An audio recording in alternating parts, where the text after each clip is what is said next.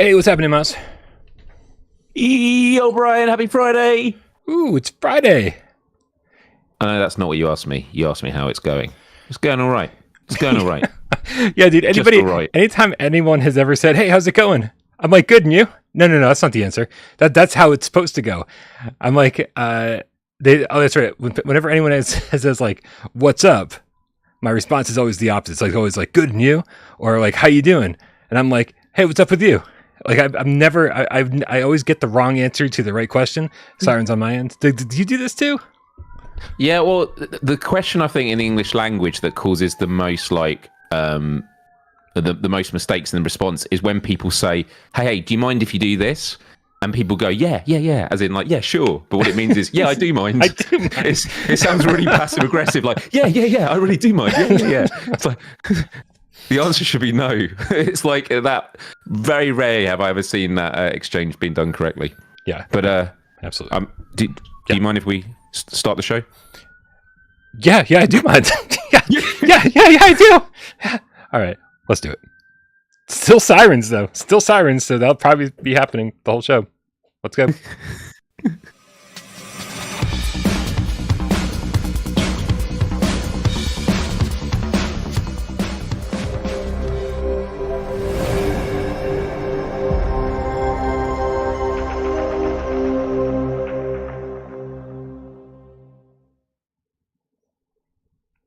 This is PSVR GameScast Live. We film live every single Monday, Wednesday, and 2 Wise Friday right here on PSVR without Parole. We do it live for your viewing pleasure. For all those who like to listen with your eyes. For all of you who like to watch with your ears. I apologize because that was probably really grating. We do this on podcast services of your choice. Uploaded by our good friend, Rap Hop. Also, Sci-Fi Gamecat Henry. He's the one that makes your life easier by putting timestamps into this always way longer than it should be show every single Monday, Wednesday, Friday. My name is Brian Pop with this channel right here, PSVR without Parole. And this gentleman over here to my left, your right, it's Miles Dyer from youtube.com/Miles. Howdy, Brian. Howdy, Gamecats. Hope you are having a wonderful week. It's Friday, which means this weekend we all get to dive in and play Firewall Ultra. Right? Yeah? I guess we could. I mean, I hope. I'd like to. Fingers crossed.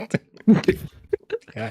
I mean, the joke leading up to this, and obviously this is a big topic, so won't get into too much, but, you know, the joke was always like, is this going to be Lobby Simulator 2.0? And everyone's like, yeah, it's a funny joke, because obviously it's not going to happen this time. Right.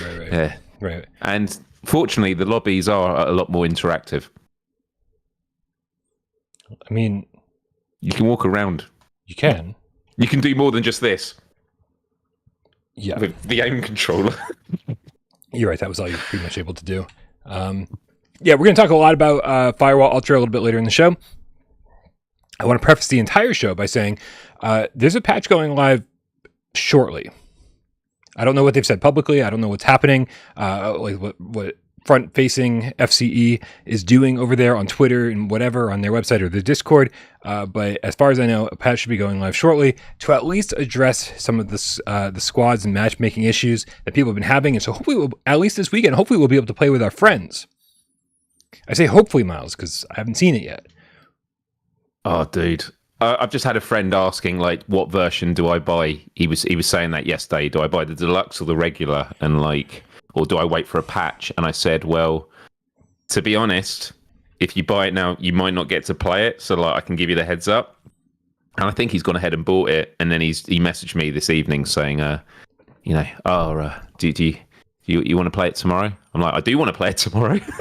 I want to play it today. Yeah, I want to play it today. Yeah. And I asked him, have you played it today? He's like, no, I haven't had a chance. And then I heard that there's been a patch and it's got worse since or something like that. There has not been a patch yet. No.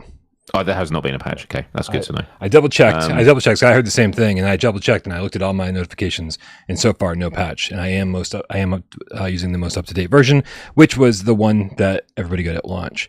So no patch yet. There should be a patch, hopefully tonight or soon after. So stay tuned. Very much looking forward to that. The short answer, by the way, for anyone who's curious, who doesn't want to sit through the entire show, we're going to detail all the highs and the lows of the Turbulent Firewall Ultra launch.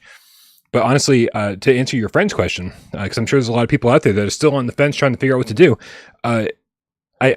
there's no harm in ever waiting a couple days. Yep. And I honestly think at this point, if you haven't picked it up, then wait a couple more days. Like, make sure that the patches that are promised get delivered. Make sure the game that you want to play is the one that will be available to download when you decide to put your money forward. So just be patient. Yeah, I mean, you often hear this said again and again, which is this is why you should never pre-order, and there is a lot of truth to it. I think for me, I don't pre-order games. The only times I pre-order is when there's been a solid track record. Although we've obviously seen with certain games, track record is no guarantee still. But like, if you want to get a collector's edition, so I've pre-ordered the top tier Spider-Man 2 game, which comes out in October. Oh my goodness, October's going to be, if it could be any more stacked. But it was because I wanted the statue, and also Insomniac Games are one of the S-tier developers. Like, I can't remember the last time that they've missed with a launch in terms of a game that wasn't, top quality and polished. So I'm excited for that. I think of games like Capcom. There's a lot of good developers and stuff like that. But it's also the difficulties with certain games where they are like, live service games. There's a lot of things. But again, we'll get into all of it. And I just want to sort of preface this, even though we are going to get into it later. You and I, we dived in with Wes, and the reason, it's so annoying is not only because a game's come out and you want to play it, but we had a really good time. Like, when we were diving into it, it was really fun. And we want to experience more of it. So it's not like a complete disaster of a game overall. It's just that we want to play the game that we've really enjoyed, of what little we have had a go at so far.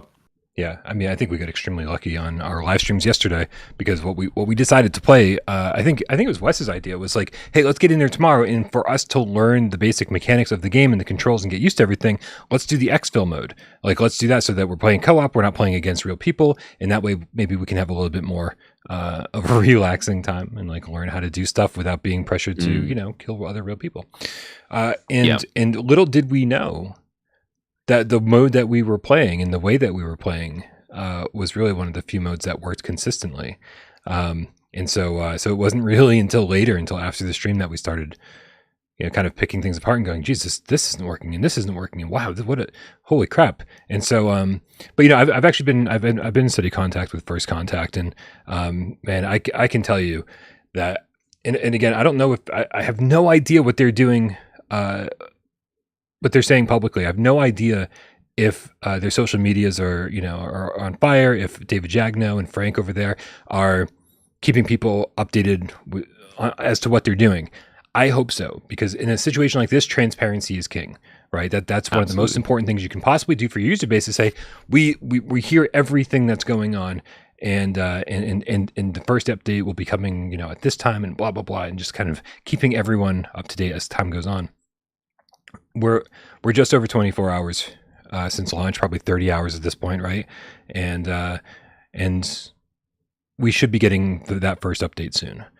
So if anybody's freaking out, don't freak out. As we've said many times over, regardless of what this game would be like at launch, we didn't know until yesterday. It's a game that we'll be playing for the next 5 years. And so let's hope that they deliver the updates for that statement to be true. And in a few weeks from now, this will all be a distant memory. Greg Foster says the FCE Discord is a dumpster fire right now. Oh man, I feel like it's been that way for a while. People have been really angry about everything Firewall since it got announced. So it's been a dumpster fire for a long time. Let's be fair. Yeah, and even when we were doing our Let's Plays, like, you just get people that literally come into the stream just to literally throw a Molotov cocktail. Now, that's not to say that people that come along and have issues, they don't have, real grievances. Mm-hmm. That's not to just say that, anyone that's critical is just trying to start a fight. I mean, there was one person that I saw comment which did break my heart, which was, I've just bought the deluxe and I convinced my friend to do the same so we could play it, and we can't. And like, I totally feel for you. Like, if games aren't cheap, and if you've convinced a friend to buy and it's like, now it's not working, you know the frustration. So totally feel for those people. Yeah, 100%. 100%. Yep. Yeah, I think it's the last thing we ever want to do is like, just blindly defend a game studio and be like, hey, like, have faith. Like I think you and I, more than anything else, Miles, are gamers, and we're just so hopeful that this becomes the game that we want it to be. That it's like, just try to keep a level head and not get angry about a video game. But that said, if you're the person out there that paid $40 or $60 and pre-ordered this game, you've given them your money. You expect something that works, and we are absolutely always on the side of consumers first, but we also are very empathetic to the fact that there are developers on the other side of this. There are human beings who are working tirelessly, and they are angry and frustrated and tired and want to fix this game that they've been working on for years. So just keep that in mind as we talk about this. That, however, is a topic for a little bit later. We have so many tips to get the show started, Miles. So let's start. Oh, all this generosity. Yes, we appreciate you very much. Maybe it'll help pay for Miles' parking ticket. Oh no, I will hold this up because this hasn't got anything. I finished work early today, and I had a call from a friend from up north who was in London and said, I've got some time before sorting out work. Do you want to come into London? So I did. Got a parking ticket, as you do it all through the app. Had a good time, but getting into London isn't the cheapest always. And then I got back to my car, and then this is what they look like in the UK for those that haven't seen it. I'm just making sure it is. It looks pretty noticeable, and I've already put a form through, disputing it. I'm not happy because it's like a $60 fine, which hopefully I won't have to pay off. But it's all through the app and that, where it says, oh, this is what you owe, and I've paid a lot of, I paid the ticket. But yeah, I actually came in the front door with a pizza in one hand that I was really looking forward to all day, and a parking ticket in the other, which you poetically said was what was it, scales of justice. Yeah. Yeah. Nothing good comes without something bad. Life finds a way, Miles. Life finds a way to balance itself out. Also, I jokingly said that maybe these can help pay these tips can help pay for Miles's parking ticket. If you guys aren't aware of how this works, everybody on the channel has their own way to be supported on their own channels. Without Parole is me. Yeah. I don't know if there's a better way to say that. Mr. Brian Paul. If you go over to youtube.com/Miles, you can certainly become a member there. Do you have a Patreon, Miles, or it's just membership, right? Yeah, just membership for cool little emojis and stuff like that. And obviously, there's plenty of Gamecats that do super chats during my Let's Plays and that, so incredibly grateful for that. But yeah, I'm glad you made that clarification. And right. Even if money did go, I wouldn't be spending money that was donated on here to a parking ticket. That's my problem to deal with. All right, starting at the very top of the list, Man Bear Pig Gamecat with the $2 tip says, love Firewall Ultra and played it and made me sick. Oh. Well, out of all the problems I expected to hear about Firewall Ultra, that motion sickness wasn't the one that I expected to hear first. Sorry to hear that, Man Bear Pig Gamecat. He does exist, and he's ill. Naves with the 10 quid says, hey guys, it's massive, it's open world, it's cross-platform multiplayer, it's stunningly beautiful, it's No Man's Sky. RE8, Gran Turismo 7, top 3, surely. PS, love the show. Man, we are definitely going to talk about some No Man's Sky here in just a minute. Spoilers. It's beautiful. Like, real beautiful. Okay, for real, what's up with the tail, buddy? It's like pushing her butt. Right. Oh, yep. Up. Okay, really? We're going to do this right now? All right. Could need one hand over here to pet her and one hand to operate the show. Thank you, Naves. Unintended Studios with the $2 tip says 14 hours in to Firewall Ultra. So many bugs, but so much fun. 14 hours in. So you must be almost level 2 by now. Yes. Good for you. I've heard that the progression is slow. I think someone calculated that you need to do like 18 hours to do a level, is it, or something? Oh no, to like unlock one item or something. It's the problem is that like even getting into a public match is difficult. So it's like, I just want to play match after match after match after match. And right now you can't really do that. And so leveling is way harder than it should be. I would recommend a mechanic taken from PokerStars VR. So PokerStars VR, you get in-game credit for every minute you spend playing at a table. So I think for every minute you spend in the lobby, you should be getting progression points. You laughing at me? No. I put you full screen so they couldn't see. All right. Hey, I went to hug tornado. Hold on a second. This is what happened. Here, look. Come here. Oh. Oh, she's purring. And she's like, get the fuck off me. She's purring so loud. Okay. That's what Miles saw when he was laughing. It was indeed. Yeah, indeed. Living Legend with the Canadian $5 tip says, happy dryer day. Dryer day. It doesn't roll off the tongue. Dryer day. Imagine if Armored Core 6 came to PSVR2, that game would be fire in VR. Fire. Steel Battalion, please. But yeah, dude, I'd kill for a good mech game in VR. We definitely had some, like Code 51. Was that the name of that game? I don't remember. And then Riggs, which is more of a sports game. But holy crap, dude! If you guys remember Steel Battalion, that had like a controller that was like the game and the controller cost like $200 because it was just this massive controller for the original Xbox. You wouldn't need the controller in VR. You could just have that be a virtual panel and all the buttons and levers and stuff. Oh, yeah. And it was funny because it froze when you were doing all this stuff. Yeah, I mean that's when I started to see you freeze. I didn't realize that I was. Oh, there we go. We're back. Huh. Interesting. Here, I wonder what's going on over here. There we go. All right. Cool. Not only Firewall, so Gummy Tarzan said in the chat. Okay. Hopefully I didn't. While I was gone, I didn't screw anything up. Meaning, like, hope I didn't read any tips and then delete them. No, I'm feeling it. Kill Artist 1, the Dreamweaver Gamecat with $10 tip says the base game and graphics and eye tracking is fun and great once they patch the implementations. However, I'm so hoping they crank up the VRF immersion with hardcore mode. The ultra mode will be interesting when they add manual reload, because right now, dude, it feels very much like something designed for a gun stock, right? It feels like you have your controllers, right, attached to the gun stock, and the way Firewall is implemented right now, the way everything uses eye tracking, and you never need to pull your, you never need to holster a weapon, you never need to reach down, you never need to grab a grenade. It's all done with eye tracking, and so it's almost like they thought of this ahead of time.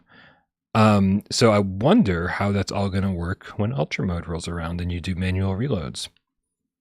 I don't know. Yeah. But Knit Ogre, the easy to please Gamecat, give us 24 euros, but I don't know what for because he didn't say anything. Oh. Just want to make sure that I didn't. I'm looking up. Yeah, if he said something $24. Knit Ogre, if you meant to say something. Oh yeah, it was just a donation. Okay, if you meant to say something along with that, please just type it again in the chat and we will read it out. Thank you very much. Firebird Old School with the 200 Sekiros says, let's play a round of walkabout mini golf. Cheers. Yeah, dude. I mean, I feel like we're due for another walkabout course. Just about due for another walkabout course. Yeah. So let's hope that happens soon. And I know that I saw there's a couple more tips. Woof, man, oh man, trying to get caught up here. Okay, we got one more, and then we're going to talk about. Nope, maybe two more. Dude, this is I can't keep up today. Burns, this is amazing. Burnsy 8709 with the 5 quid says, "I'm patient. I know it will be sorted. Sirens on my end, but this could have been avoided if they just had a beta." Agreed. Yeah. You know, a game that's so multiplayer focused. You know, it is all multiplayer. In this day and age, they should all have betas. Absolutely. But I do think, and I have no reason to, like, I haven't been told this or anything. It's just complete speculation, but I assume that would have been a Sony decision. I think First Contact probably would have wanted that, but Sony were like, no, we need to keep this, behind closed doors until launch because it's such a big IP for them for their VR headset. Yeah, you feel like Sony's been in this game a long time. You think they know better. But yeah, like you said, all speculation. Yeah. I don't know the answer either. Professor Lilith with the $5 tip says this weekend the Sunday multiplayer is Firewall Ultra, which barely squeaked out a 15-4 victory. Wow. Wow. 2 p.m. Eastern Sunday. Guys, if you don't know, you should know by now. Every single Sunday we do a multiplayer meetup over on our Discord. Click the link in the description below. Come hang out with us. I hang out in voice chat pretty much all day while I get work done. And also, dude, I gotta say we have the most amazing community of all time. I don't know. Question. No question. Yeah, we have an incredible community. Yeah. Are you sure? Nothing's in question? Let me get back to you on that. Okay. Yeah, while I was getting ready for the show today, I found out that over on our in our Firewall channel, hold on, I just want to make sure I got this right because I had this in my notes and then my notes disappeared. So somebody, you know what? Let me just put it this way. Somebody went above and beyond and saw another Gamecat in need, and they went above and beyond. I'm gonna say Doctori. Is that his name? I think that's his name.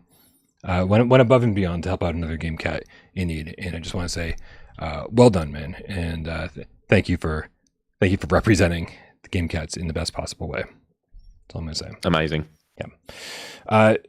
So we do have the best possible community, and so if you want to play a game without worrying about, I don't know, people harassing you and calling you names and talking shit to you, well, that's probably our community because that's kind of what we represent here. And so make sure you join our Discord, and so you can get in and get in on the multiplayer meetups. We do them every single Sunday at 2 p.m. Eastern. Professor Lilith takes care of all of that, and we vote every single week as to what games we're going to play. So it's just an amazing place to hang out. Mikey D. Cosmo. I'm saying it slowly because I really need to copy and paste it so I can read it. Cosmo VR Gamecat with the $5 tip says, I love when Tornado makes an appearance. I'm a lifelong cat lover. Cosmo and Ralphie are my boys. Dude, I like when Tornado makes an appearance too because I thought, right? So if you guys don't know, Tornado, I got Tornado from a YouTube channel called Kitten Academy, right? I was just watching Kitten Academy one day. I saw this adorable baby kitten, and it was like this whole thing, right? And I was like, oh, I didn't even know you could adopt kittens from this place. And so she was like, she had all these fucking fans on YouTube, right? And I was like, and so I adopted her, and I was like, this is so cool because she was born on YouTube, and she's going to continue her life on YouTube, but it just like happens to be a different channel. And I'll tell you, she doesn't love being on camera. I've tried to set up like the kitty condo right like near me and stuff so she can like hang out with me while I do this, and no, she's not interested, man. She's not interested. She gets shy when I try to take pictures of her too. All right, man. Miles, the other great reason that people should join our Discord is because they can leave us viewer takeover questions. Basically, like, just like people are tipping here and kind of controlling what we talk about a little bit, you can leave your viewer takeover question over on our Discord. And I'll scan that, check it out before the show, and then you can get your question onto the show if it's a good one, free of charge. That's it. Nice and easy, right?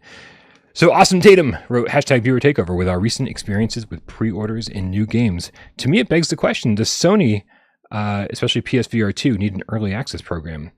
Games like Galaxy Kart, Firewall, and Green Hell at a reduced price could give less reasons for players to complain. About,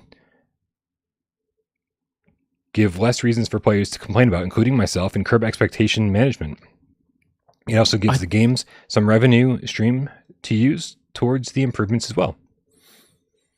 I think it's a great idea, and I do feel like it could be done as a part of, for example, they have this PlayStation Stars program that I've mentioned before on the app, and they have different tiers, and I think the top tier you get like extra customer service, but I kind of like, if it's a program to represent loyalty, they should have some kind of, they do, on PlayStation Plus, they have a tier. I think it's only in you got Essential, Extra, and Premium.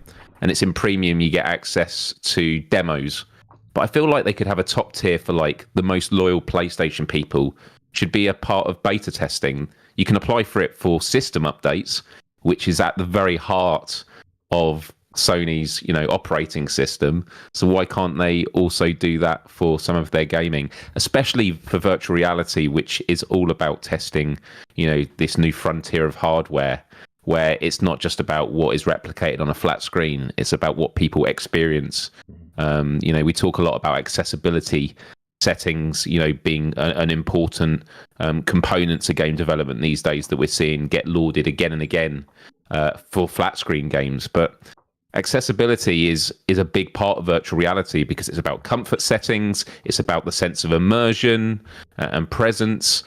And so I think because of what a special platform VR is, they should create an opportunity for people that want to help be a part of this process in making games the best they possibly can be to do so. Yeah. I just think that not having an early access program is just showing that Sony's maybe falling behind the times a little bit. I think, as people in this chat have said, and people in the comments lately have said, this is just kind of like a way of life. This is not the problems that Firewall and Green Hell and all these other games have experienced are not unique to VR. This isn't like, oh my God, PSVR2 is failing, the sky is falling. Like, it's not like that. This is just a game-wide problem, like a industry-wide problem. And really a great way to circumvent that is to, exactly do as Tatum's suggesting here and absolutely do an early access program, charge a little bit less, tell people what is being planned. And that way, how many people really buy something in early access and then complain about things that are early access problems, right? Because that's kind of what's happening right now. Firewall does feel like it launched in early access, right? Not all the features are available. Nothing's quite working quite properly. Obviously there's a fun game underneath it all, but I think everybody would have felt a lot better if they paid less for it and knew that they were technically the beta testers. Technically, we are all beta testers for Firewall right now, like involuntary beta testers. Beta testers. Right. Absolutely. We're involuntary beta testers because we're like, oh, we thought this was done and it's not quite yet, So I feel like an early access program would get Sony caught up with the times a little bit, make people realize that, yes, this is just the state of the industry right now. We wish that things weren't like this, but you can't just pretend it's not happening. And I feel like that's what Sony's doing. Like, oh, just brush it under the rug and try to fix things as fast as possible and whatever. But I think we're getting to a point where you just can't ignore it anymore. You have to say, this is just kind of how games launch now. And it sucks. I feel like we shouldn't have to admit that and come to terms with that and say this, but if we don't, we're just fooling ourselves. Yeah, we're in a different environment now. We always talk about like the drastic change of once upon a time. You'd buy a game. I remember going to Toys R Us, getting a Master System game where I'd pick the card off the shelf and then go to the little booth where they'd exchange the card for the cartridge in the box. You go home, there was no updates. That was the game. It was in its final form, and that was it. Yeah. And games are much more complicated these days. And when they're multiplayer online live service games, they're even more complicated. And by the way, I'm feeling this real gravitational pull this episode where the main topic is Firewall Ultra. And as we talk about everything else, I just feel ourselves getting dragged back. But this is it. It's the big topic. The thing I will say about Firewall Ultra on this is,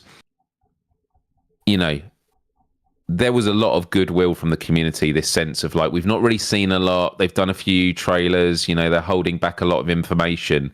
And even if it wasn't explicitly said, there's this whole sense of trust us. At launch, you'll get to play it and see what it is, and how it is. And it's come out and we aren't really able to play it. And it kind of reminds me of live service games, Destiny. I had a love-hate relationship with Destiny. And there's a bit of a poetic echo from that era where with Destiny, they had a live service team. Sorry, not a live service team, but they had like a team that was dedicated for post-launch patching and doing the DLCs. And for those that played Destiny will remember the Taken King. It was the big expansion that was sort of towards the end of the Destiny, the first game sort of arc. And it was incredible. All these quality of life improvements, all the features people were requesting, the community had clearly been listened to. And then Destiny 2 was released, and everyone's excited to dive into it.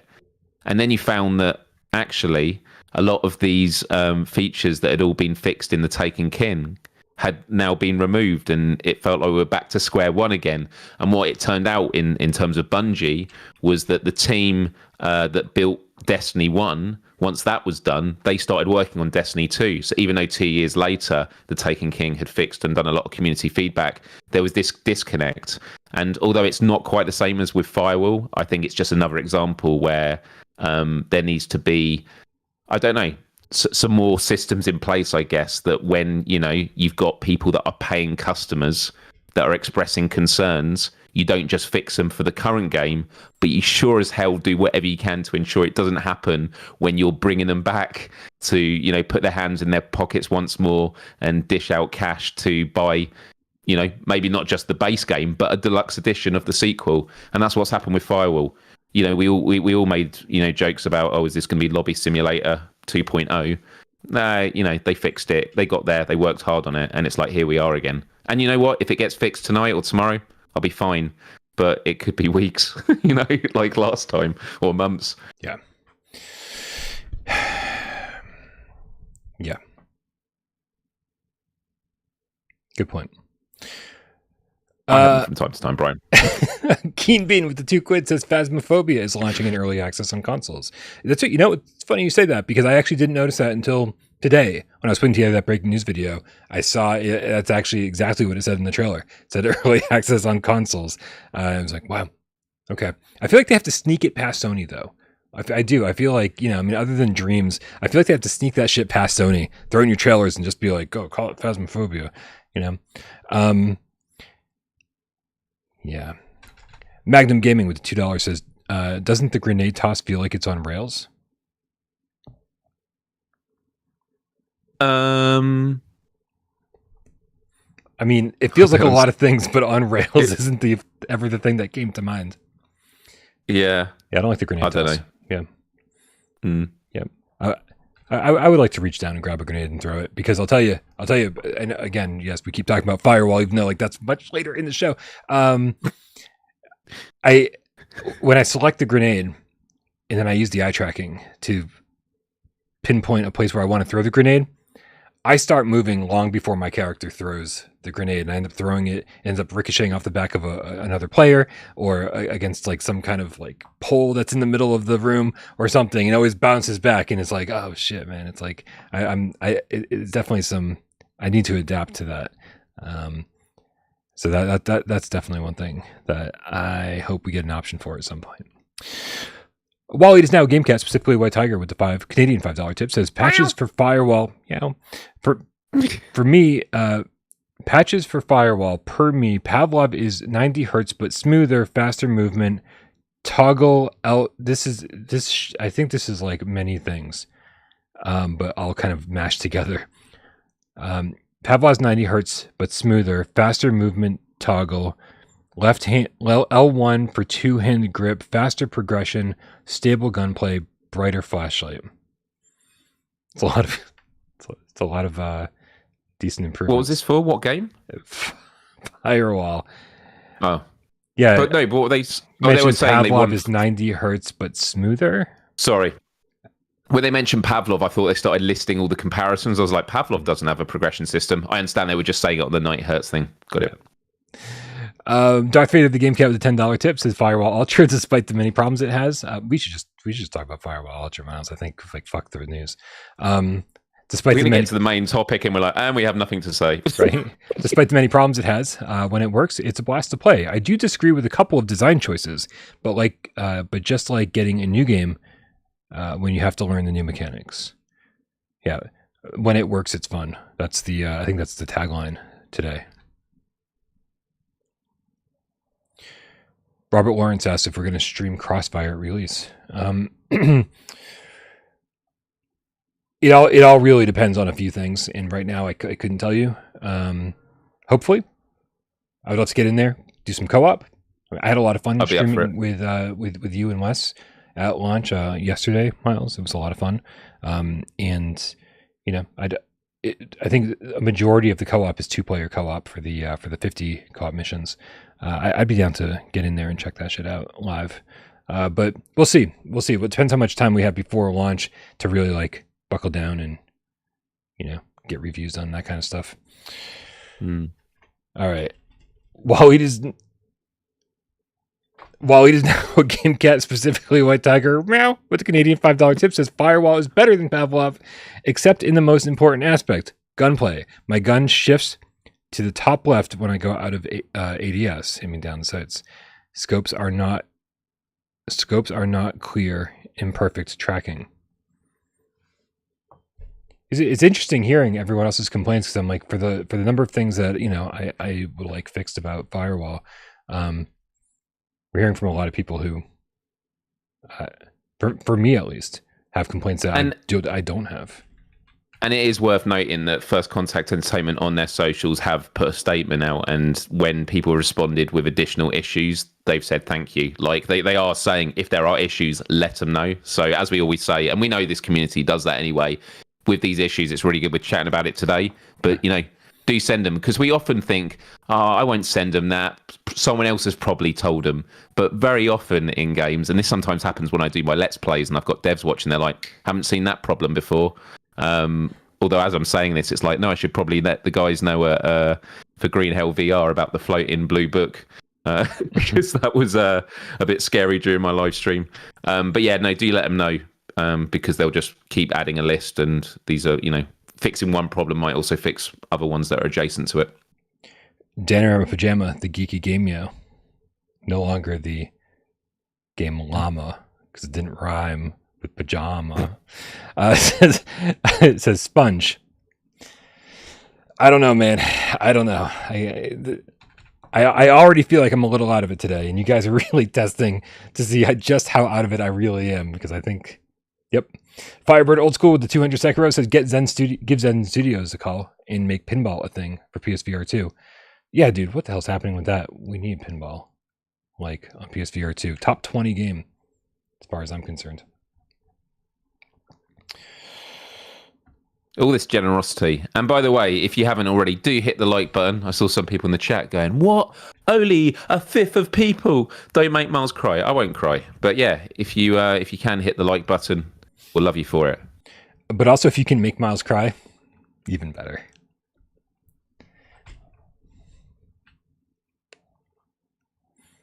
Macho! The real estate procrastinating Gamecat with the $5 tip says, I wonder if not all VR devs have their heads up their ass, and if Crossfire Sierra Squad will learn from this release, or if it'll be the same patch needing mess at release. So it's interesting. Interesting you bring this up, right? Because it's so funny that the headline of today's show, right, focuses on 2 games. No Man's Sky and Firewall Ultra, both of which had pretty bad launches. In fact, No Man's Sky had 2 bad launches. It had the original launch, which everybody was disappointed by, and then it had the PSVR2 launch, which everyone was disappointed by. Yes. Right? And we're going to be talking about No Man's Sky here in a second, and talk about what a fucking improvement it's been, right? And when I think about all the games that have had a rough launch on PSVR2 so far, what an improvement most of these games have had. Galaxy Kart had a rough launch and already has been improved and is about to be improved even more. Green Hell, the developers have already said, hey, we've heard you. Things are about to get improved. Switchback, it took a few months, but they said, hey, we've heard you, and we're going to take care of all this stuff. It's going to be nice and sharp and clean and blah, blah, blah, blah, blah, blah, blah. And guess what? Now it's sharp. So, so I think it's going to, as far as Macho's statement, I wonder if the Crossfire devs are going to learn from this. It's too late to learn from this, right? No one's gonna say, oh, that game that launched last week like launch with problems. We're going to make sure that our game that launches next week is all set. Games take way longer to fix than that. Games take way longer to develop than that. Like you can fix very few things in 1 week. So the deal is that Crossfire could very much launch with the same problems. And the good thing is that the VR community is small enough where developers are listening to everything that everybody's saying, and things get fixed. And that's the plus side here. I can't think of a game that's been awful and hasn't gotten the attention it deserves. Things have gotten much better for all these games. Dude, even Break Stuff, which is just not a good game, inherently not a good game. They literally watched my entire review and fixed every single complaint that I had. And I said, that's great, but it's still not a good game. It's just like you look what you're doing in this game. It's not fun. But they did go through and they fixed every single problem that I complained about. So that's the benefit to the VR community being so small. The downside is that the VR community is really fucking small. And, games like Firewall can be made or broken very easily. The other thing I'd add to that as a bit of an addendum to it, Brian, is that it's not just about the games that, have issues that people work on. It's also the games that do well that developers work on. I think the developers that we should always be supporting through the good and the bad are those that show a willingness to not just put something out there and go, we're done with it, move on. Yep. Those that are always willing to push things further forward. And I'll give you one simple example. Oh my God, I've just forgotten the name of it. What's the really exciting game that we're looking forward to next year? Wanderer, Fragments of Fate? Wanderer, thank you, Wanderer. I was thinking, all I had in my head was Walkabout and all this sort of stuff. I was like, it's the other. Wanderer. That is a game that was incredible, and we would have been really happy with them just to port it to PSVR2. But they've clearly gone beyond just a port and really taken advantage of everything on PSVR2. Now, could be a disaster when it comes out. We don't have those guarantees, but the point is that the devs that do approach, what they do with this constant willingness to innovate and improve the good and the bad is commendable and is what we should, as a community, keep promoting. Well said. Well said. God, the energy is so low today.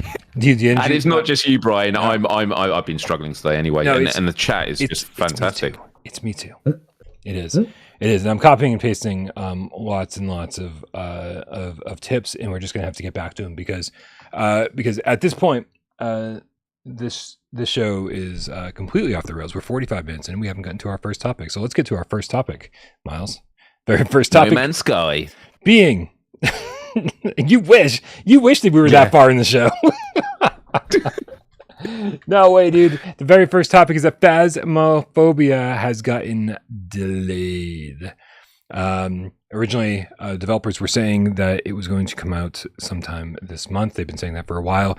Even with the Ascension update that came out a little bit earlier this month for PC, which was a gigantic update, added progression systems, different tiers for equipment that you could progress through. I mean, it's everything we want from Phasmophobia. Even though they put all this work into it, they were like, nope, console shit still on track. And of course, with console stuff comes PSVR2 version. And then last night, we get the message that said there was a fire in their building. Luckily, nobody was hurt. Everybody's fine. It actually didn't even affect their office. So I can only assume that they have to move to a different office. I can only assume that's what's causing the delay here. And now the game is slated to launch. They said it's going to launch in the week leading up to Halloween. Halloween, Miles. That big, empty, vacant spot for game releases. I'm glad we have some. Yeah, I was really getting worried about October, so I'm glad that we're gonna have something to play. Finally something to play. Yeah, I was actually really excited that we were gonna get Phasmophobia this early. All right, so like by the time that Halloween rolled around, and like if we want to get a Without Parole crew stream together, we'd all have time to practice and be good at it and whatever, and get in there and play together. Now, if we get a Without Parole crew stream together, it's just gonna be a bunch of people hiding behind Wes,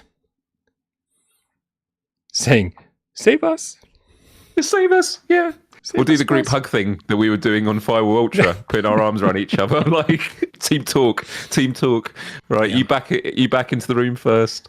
Well, first thought really is we are going to be absolutely spoiled at Halloween. I mean, I know there's a lot of games that don't have release dates yet. I mean, some of them do, but like I think of Madison.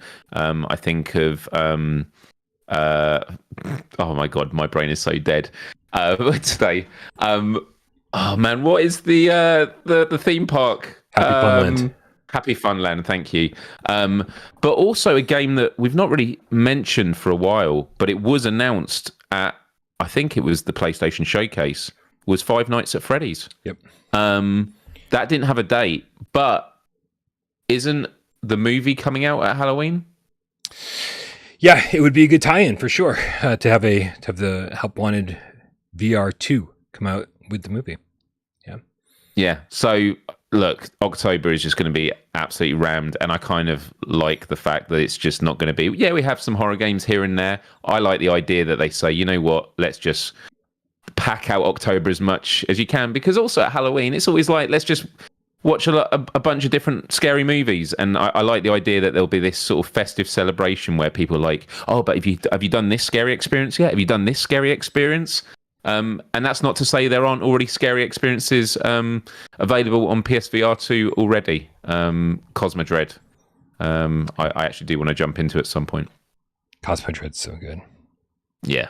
So good. Actually, every time I feel like I have jumped back into Cosmodread every so often, every few weeks that goes by, I go in just to test something, right? Whether it be VR lenses or whatever, right? And every time I get in there, I end up playing an entire round. And the longer you play Cosmodread, the better you get at it. The more you kind of understand the game and the mechanics and how everything works. And so, yeah, it's not a short experience when you just dive in for a single round anymore. Not like 5 minutes like it used to be. Yeah. SlverNexus said, what comes out in September? Because we talked a lot about October. Dude, September's crazy. Like, I can't even tell you the number of games coming out in September. We've got Hellsweeper, Toss, Ruins Magus. Yeah. We've got, I think Gazlers just got announced, or is that October? I can't fucking remember, dude. I think Gazlers is September. There's to my recollection, and that's not a good basis for anything. I think. But dude, where are the games, Brian? I think there's. Where are the PSVR2 games, Brian? I think there's 8 games coming out in September, if I remember correctly. So, it'll be interesting. There's gonna be at least 2 games coming out every single week on average in September. So, just because August is almost over does not mean the flood of games is almost over. In fact, we're gonna have twice as many games in September. They're just a little bit lower profile games, I think. Hellsweeper is probably the biggest one. Although Ruins Mag is for people who are looking for that kind of thing. Oh, Looper said Behind the Frame, like that artistic one. Yep, all sorts of good stuff coming. So I think 8 in total, maybe 9 now. So Phasmophobia, it's gonna be a little bit of a wait, but that's okay. Shit happens. And dude, if we're lucky, some of those October games will get delayed to November. I don't know any games that are coming out in November. That's the funny thing. We know about games coming out in December, in October, in September, in August. November is just what the fuck's up with November? Why doesn't people want to release games in November? Hopefully some of these games get delayed into November just to spread shit out a little bit. It'll be fun. Yeah. I don't know, man. There's probably another topic here somewhere. Let's talk about Firewall, because what about No Man's Sky? We'll get to it. I want to end on a high note, Miles. Can we end on a high note? We'll talk about Firewall now and end on No Man's Sky. Let's do it. All right. I think we talked about everything already. No, but we spoke about more in the context of like it's been hard to play in that. But like, what were your initial thoughts playing it on the Let's Play yesterday? Which was really, really good fun, as we were saying earlier. Yeah. I thought it looked good. I think that was my first impression, was like, ooh. I was like, because as far as I know, this is the first PSVR2 game using Unreal Engine 5. And so I got in and I was like, oh, this has an interesting look to it. Like, things feel like sharp, but at the same time, there's a softness, right? They use lighting really effectively. It feels like there's like these big beams of light coming down from everywhere. So there's like this softness from blast of light. And so I was really, really happy with the way that it looked. People talk about reprojection, and it's like, yeah, again, it's one of those things that if like you look for. Wes made a great example. Said if you don't know what reprojection looks like, stare at the whiteboard in the safe room and just strafe back and forth, and you can see the lettering on the whiteboard. You can see it reprojecting. You can see it. You can see the shadows that it leaves behind. But honestly, Firewall is a game that you move pretty slowly in. That it's that you're not going to really notice the reprojection in. Some people obviously have. Some people are more susceptible to it than others.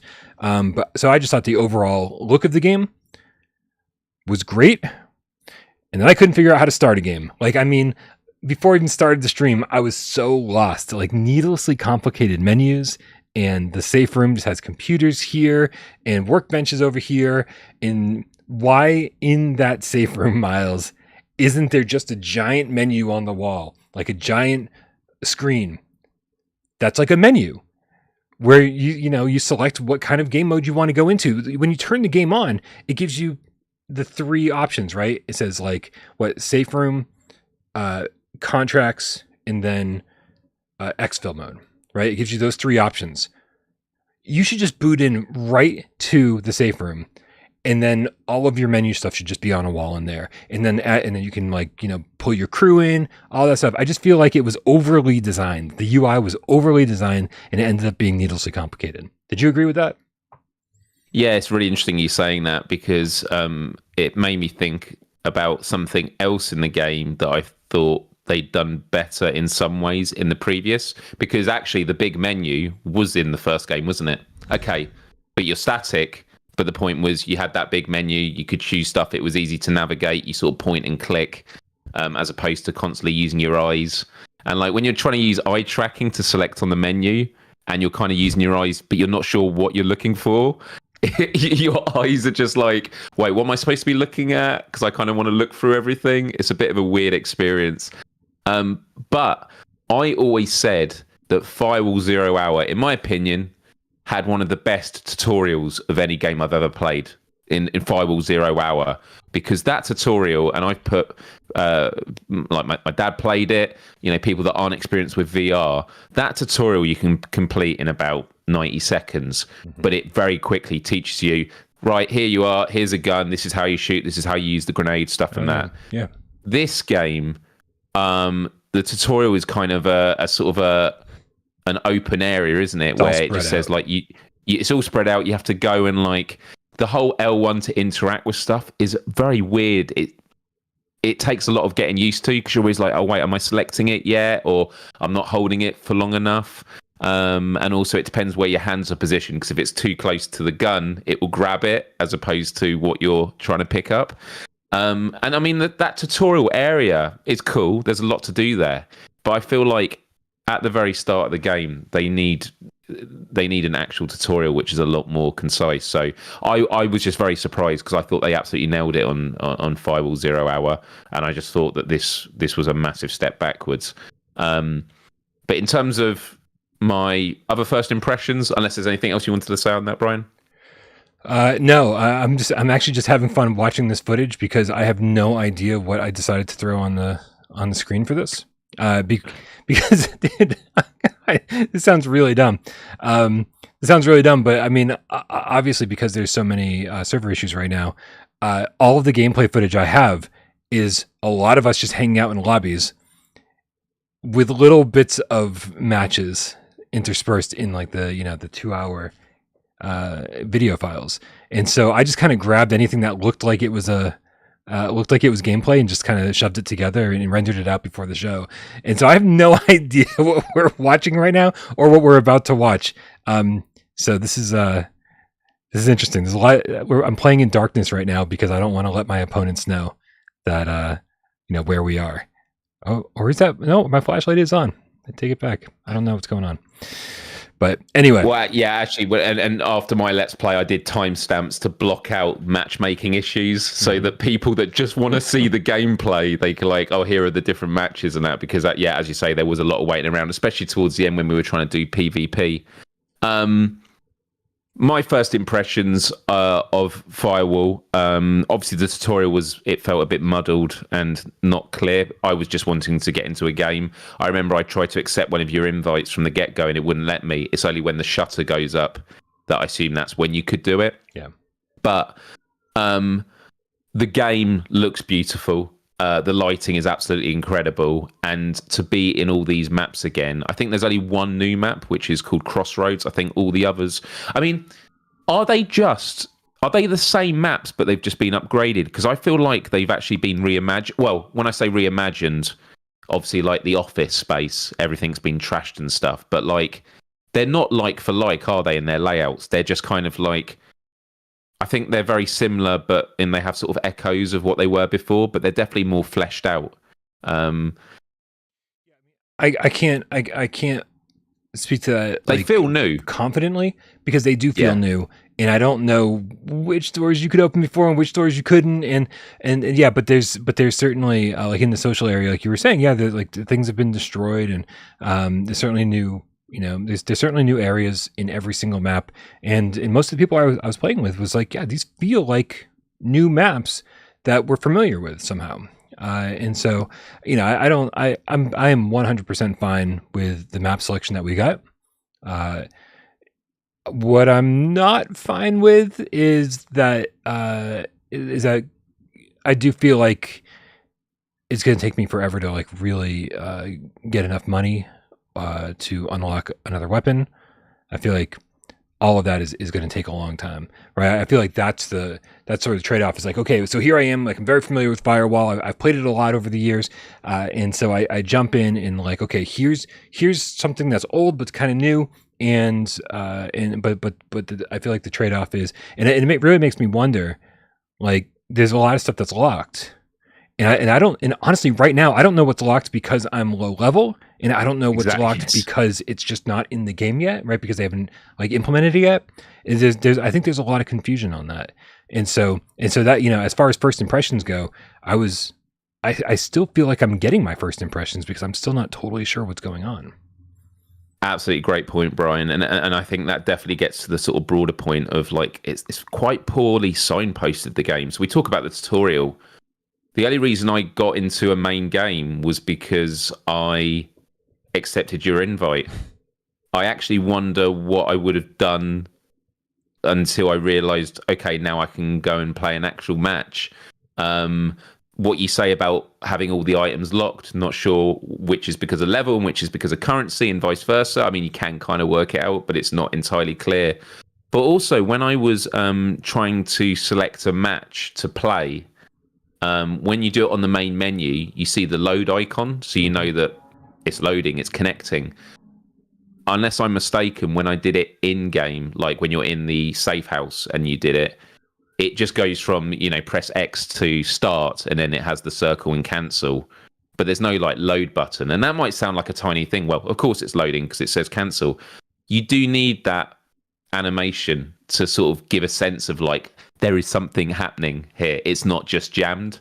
And so I just think there's a lot of UI aspects that could be improved.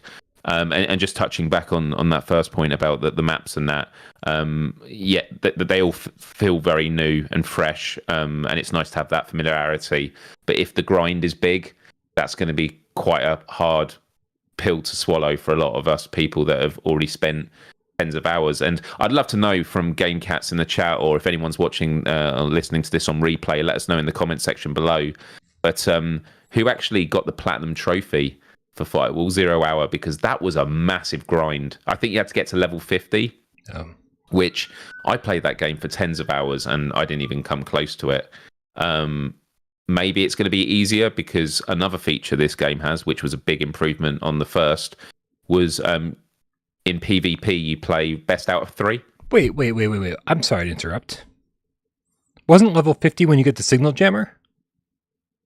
Maybe. Yeah, I think we all get to level 50. Or was it higher then? You could go higher. Yeah, maybe it was a different number. I thought, people in the chat can correct me. I've got the worst memory of all time, so maybe I shouldn't be trying to correct you. But I thought level 50 is when you get the signal jammer, and that was a game changer. X Pacer in the chat's got the platinum, so he can let us know about that. Shocker.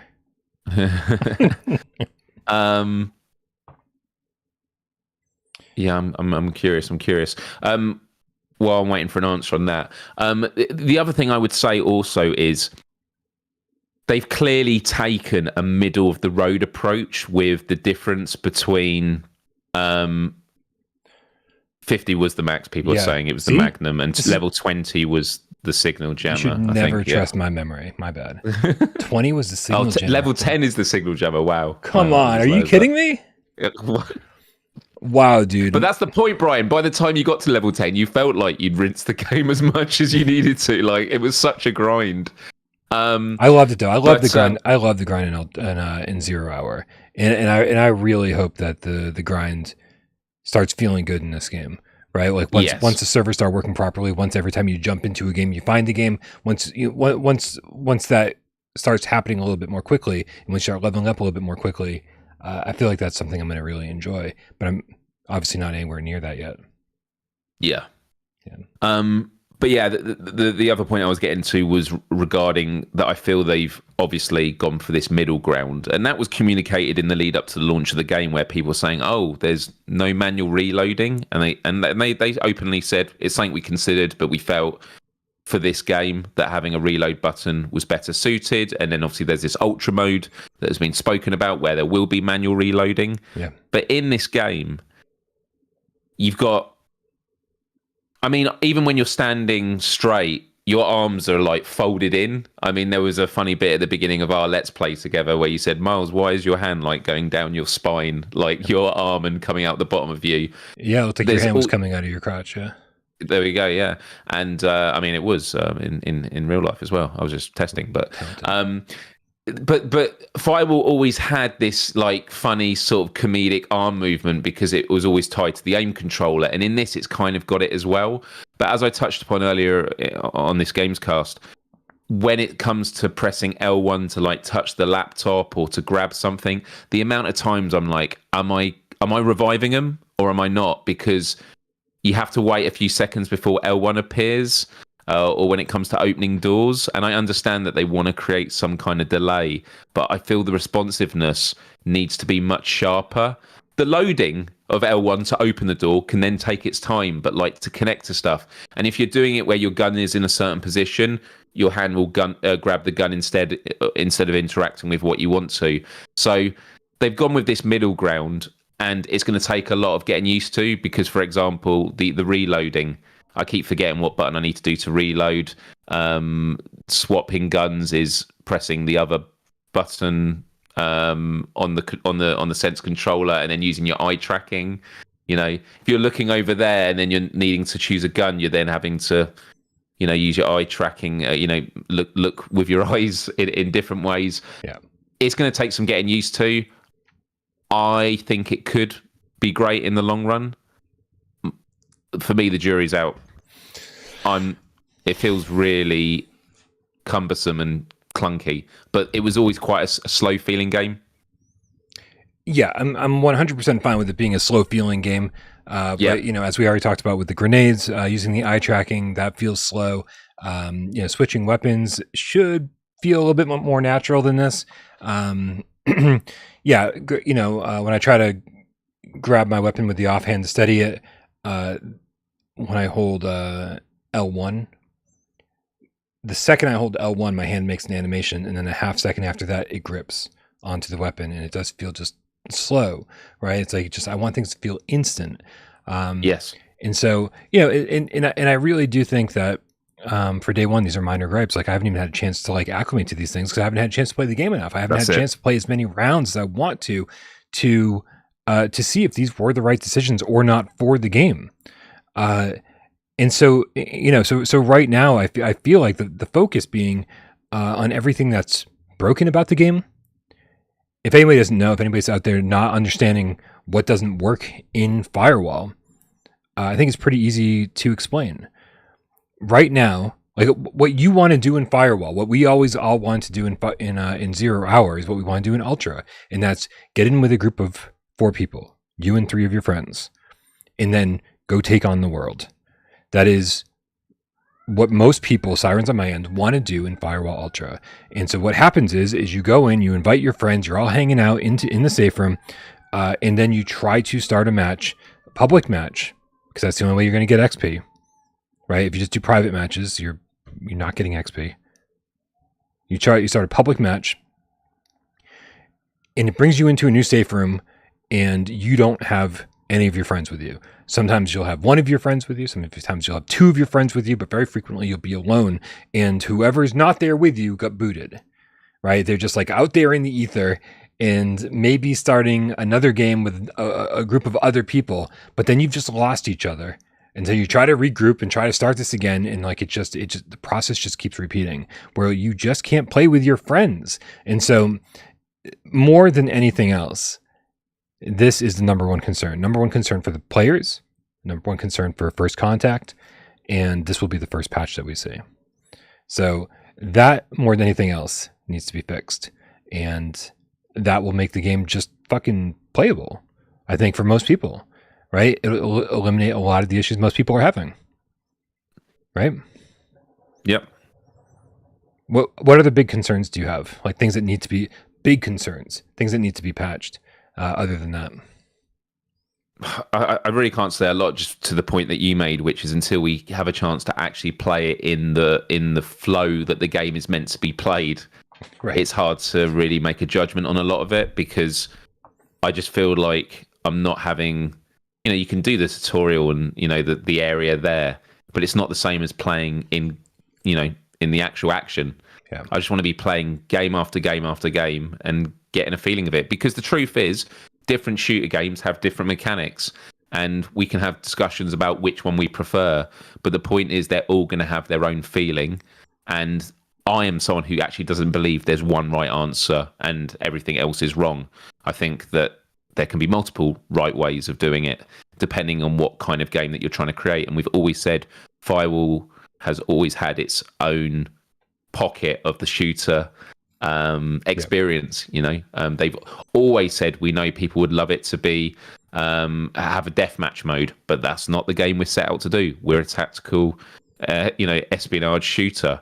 Have huge respect for that. So I don't really have much else to say in terms of that. I do want to mention a few other things I loved about the game, though, if we can go on to that. Just 1 second, because Sure. I saw people like Imzadi in the chat, who I know is joking, right? It says, Brian, what you're saying is only a problem for people who have friends. But also, here's the other thing, is today I just wanted to play. Once my group of friends realized that we weren't going to be able to play with each other, I said, I just want to play, period. And so I went back to that main menu screen where you had the 3 selections, and I chose the middle one, the contract modes, and just watch that little wheel turn and turn and turn and turn. And after a while, I said, fuck this. And I put my headset down and I came over here to my computer, just keep an eye on my TV social screen to see like if it faded out and I would go into a match. And it said matchmaking failed. Squad is full. I was like, why? What do you mean squad's full? I wasn't trying to get into a specific squad. I was trying to get into any squad. Put me into anyone, right? And so we know that everybody's having the same problem, right? So we know that it's not for a lack of people playing.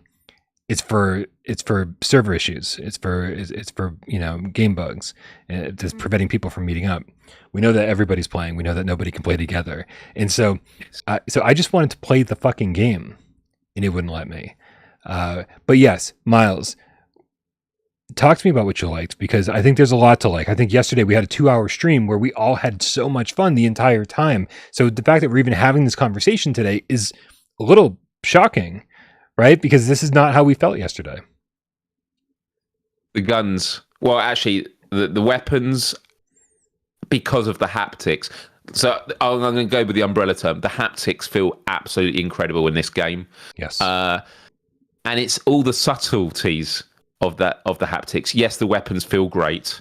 I'm not sure the shotgun quite matches Resident Evil, but I know they went. But I'm happy to let that pass. But 2 examples where like the head haptics were really, really great. One was I was on top of some scaffolding and I jumped down, and as your feet hit the floor, you feel the rumble in your head. So you feel this like it just gives this simulation of like a shudder going through your body. Like I felt that. Did I hurt myself?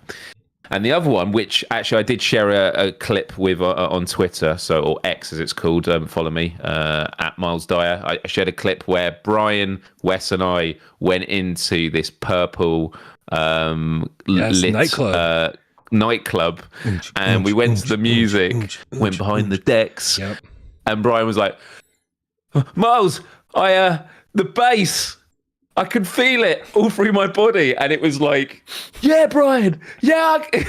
We're just both shouting at each other through which oddly is something that I would say on ecstasy. Like, I can just feel it through my hands. This music, man, I can feel it. I'm like, I'm one with the bass. But the reality is, the bass, you're feeling it just through.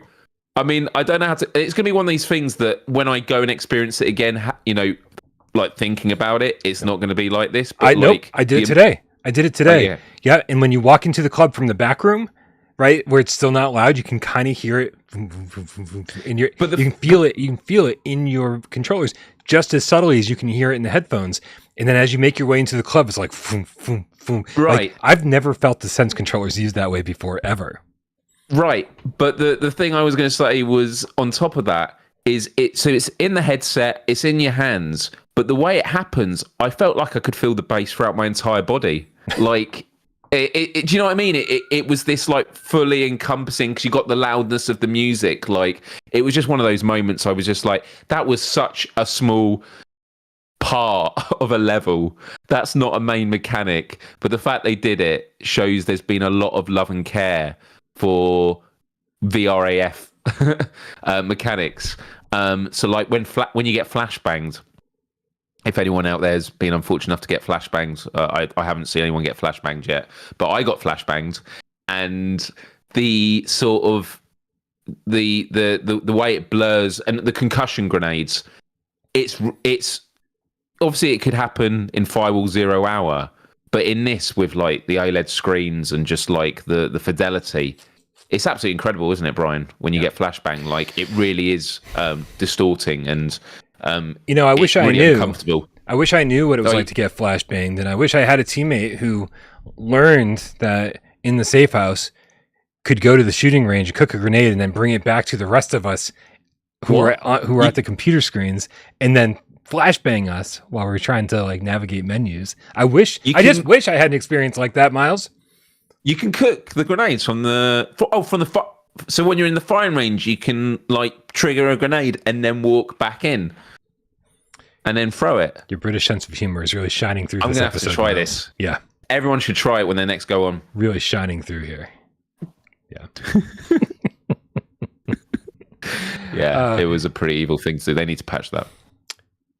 No, I mean, if you're gonna, dude, we need all the fucking entertainment we can have in the lobby if we're gonna be hanging out there. That's true. If you can't, in fact, I was saying, because you can't unless you're standing in the shooting gallery area, you can't shoot your weapons. Like you can take out your knife and stab your friends, but you can't. You can only stab. Yeah.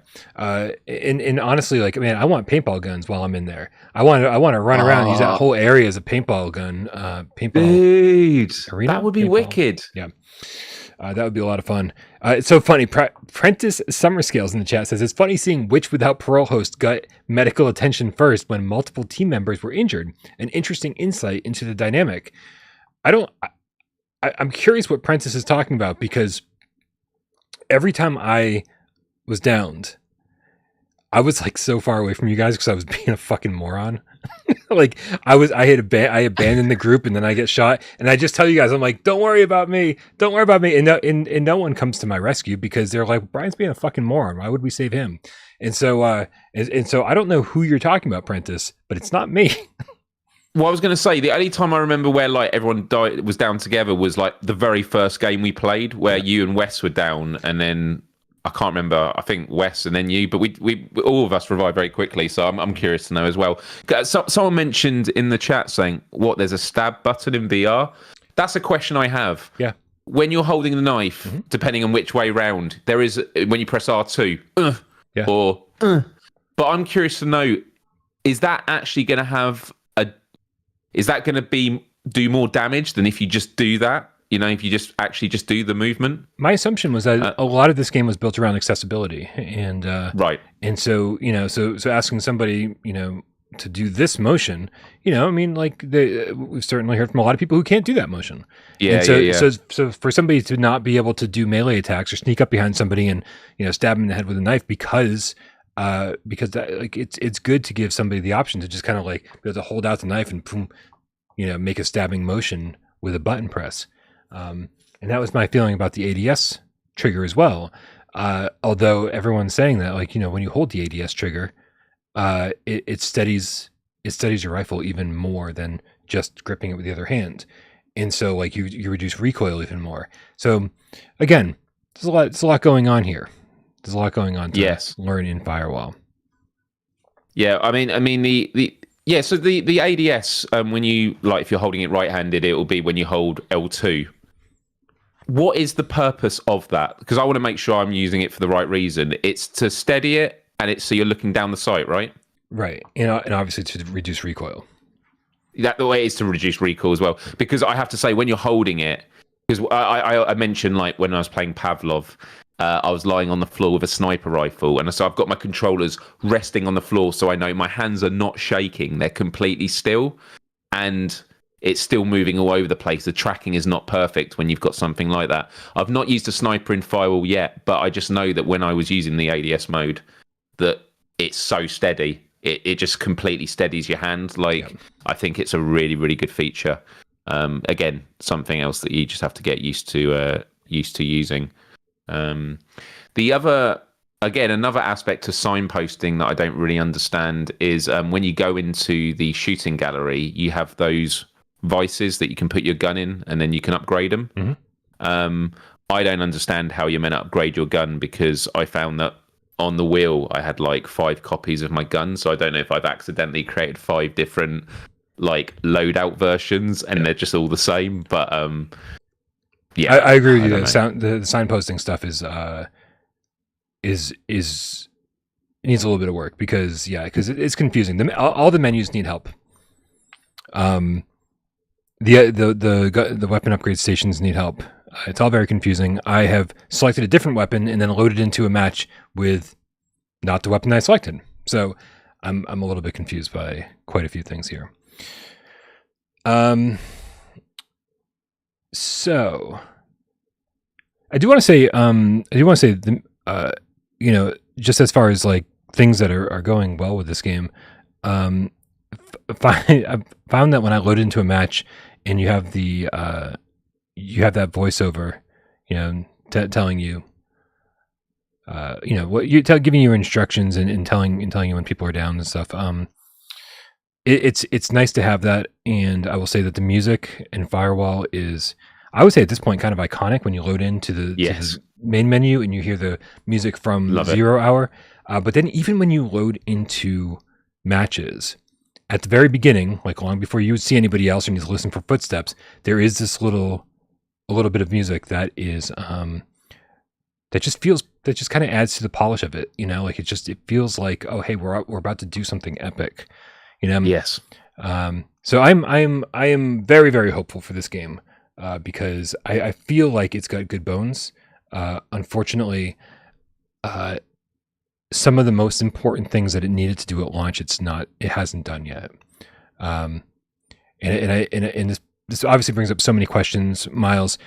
You know, there's the question of how much should consumers care about what's happening on the other side of the fence, you know, when it comes to developers, because obviously, as we've said, there's a whole team of developers over there at First Contact working their asses off to fix all these problems, right? But then there's all these people who plunk down $40 or $60 and just expect the game to fucking work, because they shouldn't have to care who's working on the game or anything else. You know, when you go buy a microwave oven and you go plug it in and it doesn't work, you don't go, oh well, we understand that they're hard at work over there at at Whirlpool. And this all makes sense. This doesn't happen with movies. This doesn't happen with any other kind of entertainment, where you have to like understand who the people are behind it all, and that there's a whole team trying to get shit fixed. anything else you buy is ready to go when you purchase it. And so there's two very different sides, two very different ways of looking at what went down yesterday, right? The side that says this should have just fucking worked, and the side that says, yeah, we wish it did. But we also have faith in the team. We also think that, they gave us 5 good years, 6 good years of Firewall 0 Hour, and we're hoping for 5, 6 good years of Firewall Ultra. So there's two very different ways of looking at it, for sure. Yep, no, I agree. Let's tackle a couple of tips, and then we'll finally talk about No Man's Sky. Hopefully. We'll see what happens. Firebird Old School with the 40 Sekiro sent us an emoji of a pear, exaggeratingly stretching his arm forward to offer a cup of coffee. That's the best pear in the world, man. That's a good pear. That's a good pear. Thanks for that. That's a good That's a good pear. Good coffee. Waleed is now a Gamecat, specifically a White Tiger, with a Canadian $2 tip, says, cheaper Pavlov is more stable than PlayStation Studio Firewall. It's true. Pavlov was also out fucking forever on other platforms, so they were able to work out a lot of shit. Again, not taking any responsibility off First Contact, but there are reasons for almost everything. Macho. The real estate procrastinating Gamecat with the $5 tip says, see, Brian, when we make a stink, we get the best games.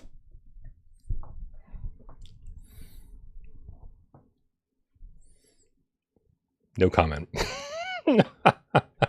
Dude, been talking to a lot of developers lately. So many of them are afraid to fucking throw in the towel. They're like the internet's fucking terrible. We should stop making games.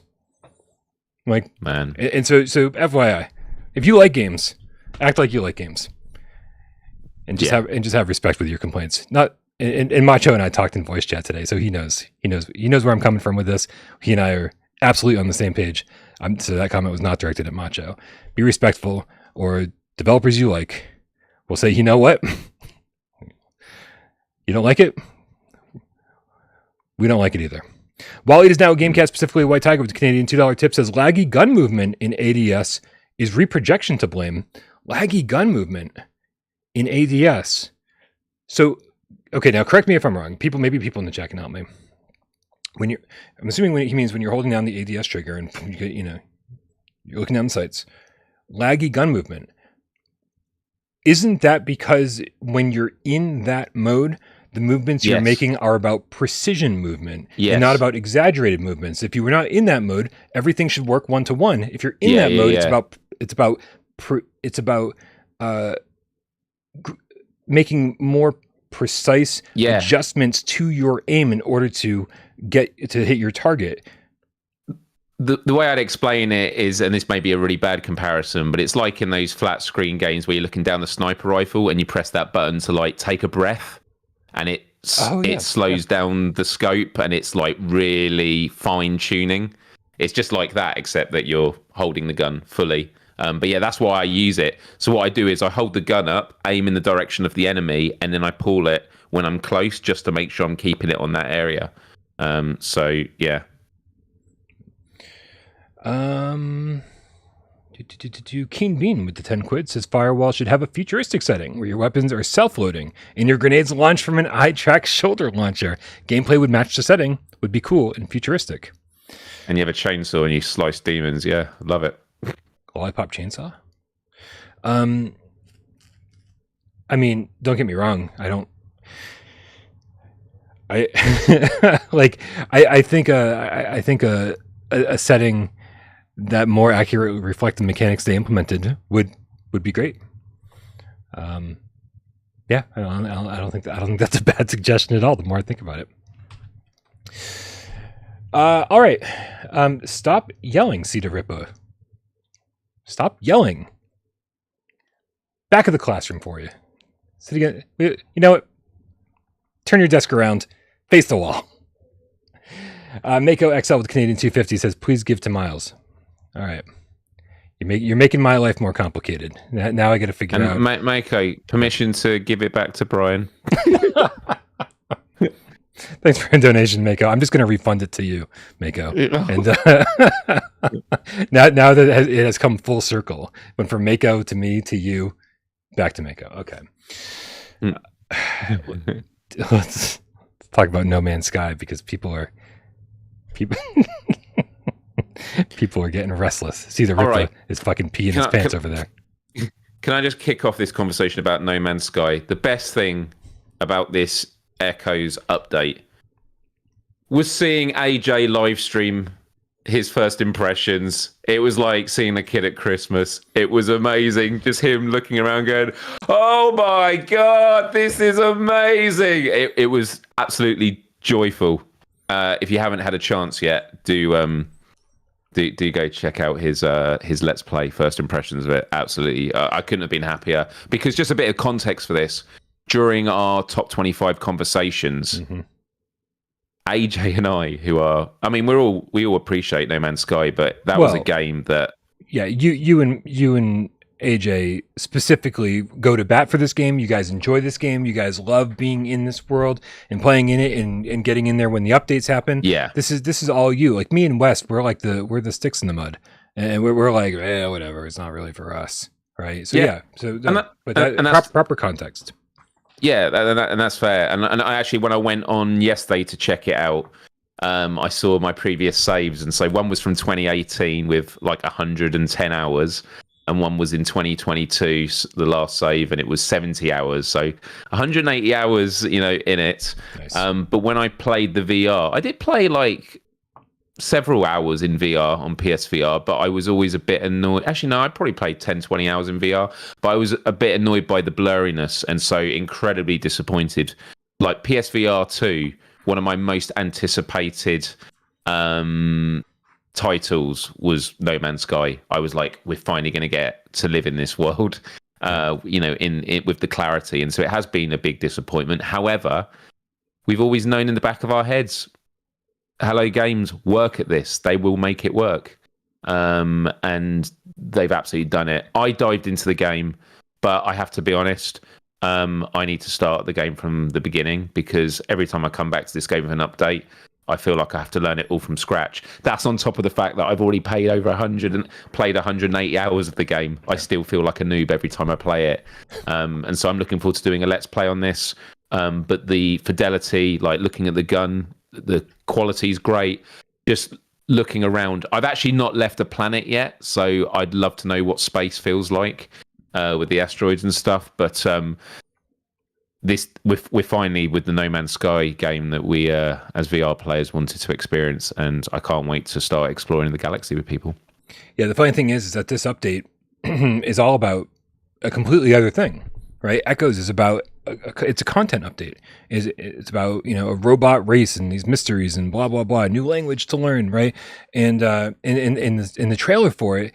It's very Star Wars-esque, right? Because it's like showing like the Death Star run, right? The trenches of the Death Star and boom, boom, boom, boom, doing that. It's like, wow, this is like fucking straight up copyright infringement, right? Fuck Paradox of Hope. No Man's Sky's going down, right? But it looks great. And then one of the notes was, we added foveated rendering to make the graphics sharper on PSVR2.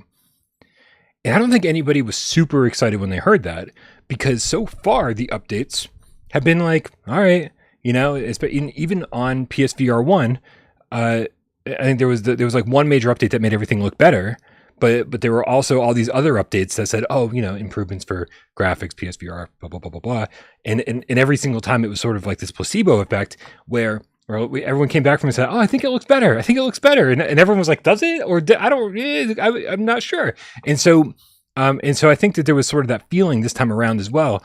Where we're like, okay, well, foveated rendering and eye tracking, that's a big deal. Yes. But we've sort of heard this mantra before. And so going back into it and checking it out, I was like, this is just going to be whatever. And when I got in there, I was like, what's funny, Miles, is that I feel like when you play enough PSVR games, enough PSVR2 games, you can just start telling from the company logos before the game even starts, how how are the logos of the PlayStation Studios logo, the First Contact logo, are those high res? Because yeah, as soon as it's jagged edges and it's fluttering, you're like, oh no. Like, yes. You can just tell by the company logos before you even see a single graphic, before you even see a single environment or a title screen. And when I loaded this up and it said Hello Games or whatever else, right? I was like, that's fucking crystal clear. I'm like, there's no way. And then the menus came up and I was like, oh, I don't have a save game on my PS5, so let's start a new game. And as all of those planets go flying by you and all those stars go flying by you, they're like crystal clear. And I was like, there's no way that the graphics of the planet are going to look this good, right? And they fucking do. They really do. Like, this is up there with like Saints and Sinners Chapter 2 Retribution, as far as I'm concerned, as something that's just fucking insanely detailed. I heard people talking about like when you look out onto the horizon, it's like pixelated, or like maybe there's like aliasing issues and shit. Listen, the planet that I was on, maybe I couldn't see far enough into the horizon, but as far out as I could see looked really, really clear, right? And so I think, maybe there's people just like looking for to be as critical as possible and say, well, yeah, it's not perfect, but it does look really good. Let me tell you something. This is about as perfect as you're going to get on PSVR2, I feel. This just looks so clear. And with all this vegetation, with all this wildlife, with, the fact that you're on an open world planet that's fucking destructible while you're at it, right? And then you can get into a ship and take off into the universe. It's an open universe, open galaxy, whatever you want to call it, game. And it just looks so goddamn clear. Like it's changed my perception about what's possible on PSVR 2, honestly. Leading up to launch, Miles, we were talking about what PSVR 2 is capable of, saying it's capable of making games look as good as they do on the flat screen on PS5, right? Because we talked about foveated rendering, we talked about eye tracking, and it just seemed like that wasn't quite the case, right? As great as Village looks, you can't say, well, that looks just as good as the flat screen PS5 version. You go, that looks damn close, and we get the added benefit of immersion, right? 3D immersion, like you're in the game. So like, but this feels like they didn't sacrifice a fucking thing. This feels like I'm playing the flat screen version and I'm also immersed. I am absolutely blown away by this. Absolutely blown away. Yeah. I can't wait to spend more time in it. And the planet I was on, I think just holding up the multi-tool, it just the quality of its picture, the picture quality was just incredible. I have to admit, when I did look out into the distance, there were bits that I felt like comparatively I'm not sure about, but I think it might have been just the planet's biome of maybe being misty and stuff, and that's why I want to explore and see it all. But I was absolutely blown away, and I can't wait to start learning this game again and all the new mechanics that I've missed out on, and to kind of bring it full circle to what we were saying at the beginning of this regarding AJ and I being massive fans of No Man's Sky. We were incredibly depressed when doing the top 25 chat because none of us voted for it.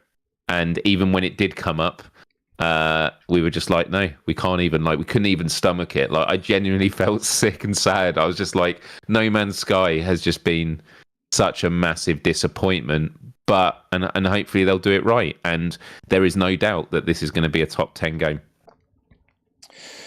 Yeah, I think I'd have to agree with you.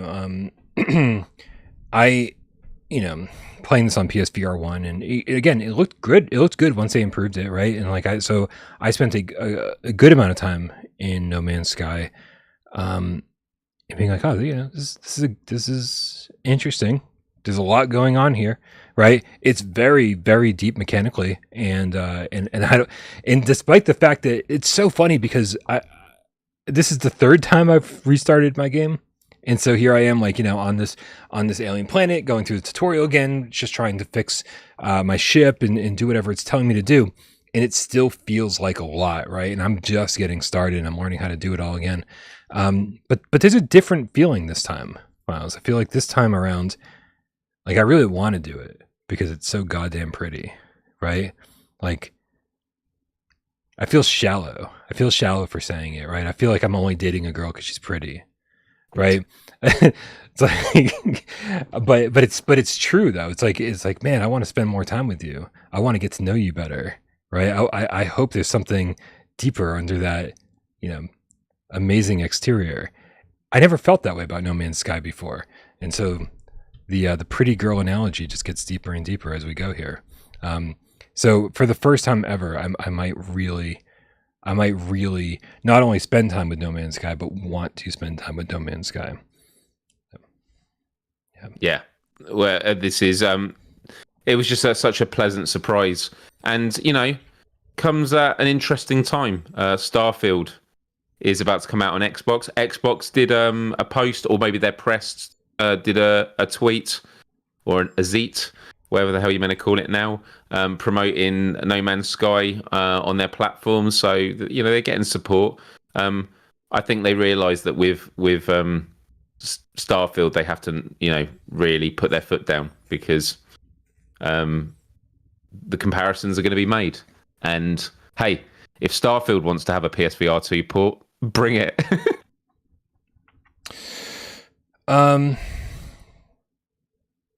Atmos 77 asked, did No Man's Sky crack the top 5 now for the without Parole hosts? I think the person we could convince at this point is Wes, right? Because obviously AJ had an orgasm over there while he was playing, like a nonstop 2-hour orgasm. You loved what you saw. I loved what I saw, and Wes might be the holdout. We'll see, though. We'll see. We got to get him playing before the next top 25. Because for me, knowing what this game offers, and because I think I'm very able to say that whether I end up enjoying my time with No Man's Sky, I know how much other people enjoy their time with No Man's Sky. I know that it's such a huge game for so many people, that like I'm fascinated by it right now. I'm intrigued by the way that it looks, just because it's so fucking stunning. That even if it turns out that, you know what, oh no, I was right after all, No Man's Sky is not a game for me, I still wouldn't hesitate to put this in the top 10 as a universal, top 25 PSVR2 game, because look what it's doing.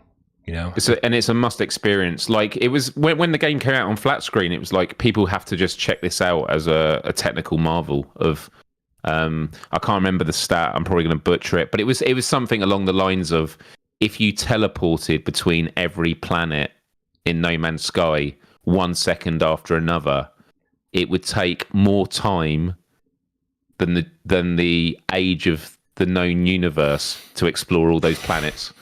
Like, it's just one of those mind-blowing things of just, yes, it's procedurally generated, but they have created this universe that's just ridiculous. And you can find flaws in that, go, oh, but is it really that diverse? And but the fact that you now get to explore this world of perceived infinity in VR and in multiplayer with friends, and do base building and build racetracks if you want, and go on safaris and have pets, and there's a lot here. Yeah, I got to get through some MakoXL tips before I get to the next big topic of conversation regarding No Man's Sky.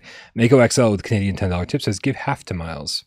MakoXL with the Canadian $100 tip says, give it all to Miles. What? SlverNexus with the $10 tip says, this is all for you, Brian. There we go. That balances out. But seriously, Marco, you completely blank my question. I was like, am I allowed to give it back to Brian? Let me know. Don't worry, Miles, I'll take care of it. I get you covered. All right. And just actually let him know, we've had a lot of transparency. Brian does take very good care of me on the channel. Like, a big perk of being a part of this community is being able to get keys for doing Let's Plays and stuff like that. And Brian is always, and actually the rest, Wes and AJ, everyone's been always really, really good at just, covering everyone's backs and making sure everyone's taken care of. Yeah. And just having the privilege of playing games often at launch, and to, play games that we all enjoy and have these conversations with you all is the biggest privilege. So all of that, but do hit the like button. And Marco, thank you. Yeah, for real. It's nice of you to say, but I honestly think I think all four of us take care of each other. I think that's really what it is. It's not I take care of you or anybody else. We all take care of each other. We all want to make sure that that we're all looking out for each other's best interests. What's good for the goose and all that shit, right? Mm. So But thank you, Mako. Appreciate all the donations. Mako also started a tip train with a Canadian $5 tip. He says, "Choo choo." We got Macho said with the least gusto anyone has ever said macho 3 times in a row. Said, someone please, $2 tip, said, someone please send AJ's reactions clip to the developers. Yes.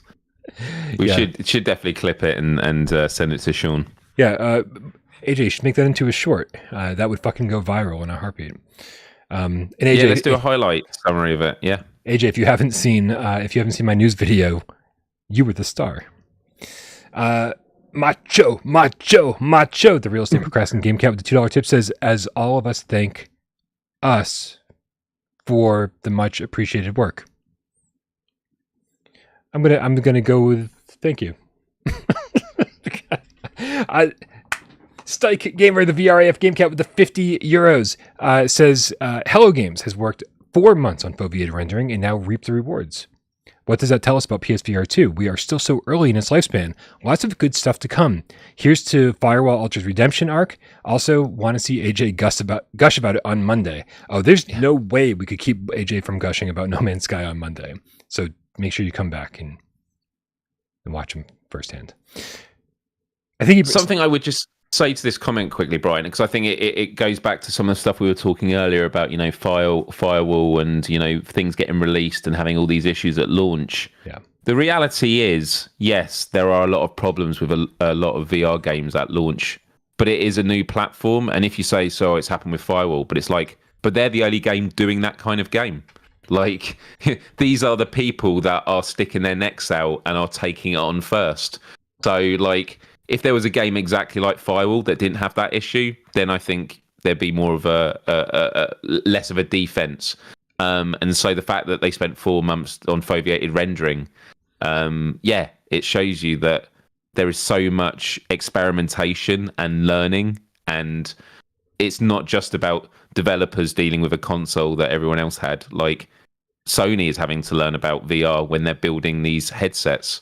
And it's a lot more complicated for all the reasons we've mentioned already on the show. It's not just about creating a visual experience. It's about creating immersion. It's, making something that's accessible. But yeah. I mean, getting to the point of what Stike Gamer said here in his tip, and completely agreeing with what you said, Miles.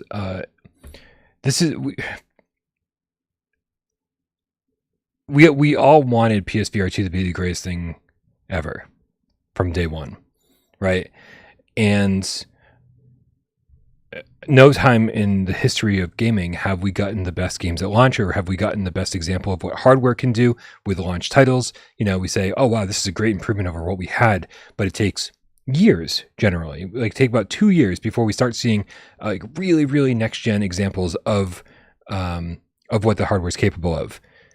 Meanwhile, we're only 6 months into the launch of the PSVR2, and I feel like things like No Man's Sky, I feel like things like Red Matter 2 and Saints and Sinners Chapter 2, and I mean, even Village, Gran Turismo, these are all stunning examples of what the hardware is capable of. And then seeing No Man's Sky being able to, with a patch, go from something that nobody wanted to play to being one of the most beautiful things on the platform, gives me tons of hope for everything. Gives me hope that everything we said leading up to the launch of PSVR2 was in fact accurate, but it's just going to take a little time for developers to get their head around the technology, their head around around eye tracking and foveated rendering, and realizing that this is actually really important, and that PSVR2 is a significant leap forward in the sense that, we expect more on PSVR2. Right? That we really do, because people are already exceeding expectations. And so the more the developers that do this kind of stuff, the more we rave about this kind of stuff, the more other developers see how enthusiastic the community gets, and how we all rave about these great accomplishments. It's sort of like getting the same results as bitching about things that aren't good, is when we rave about things that are.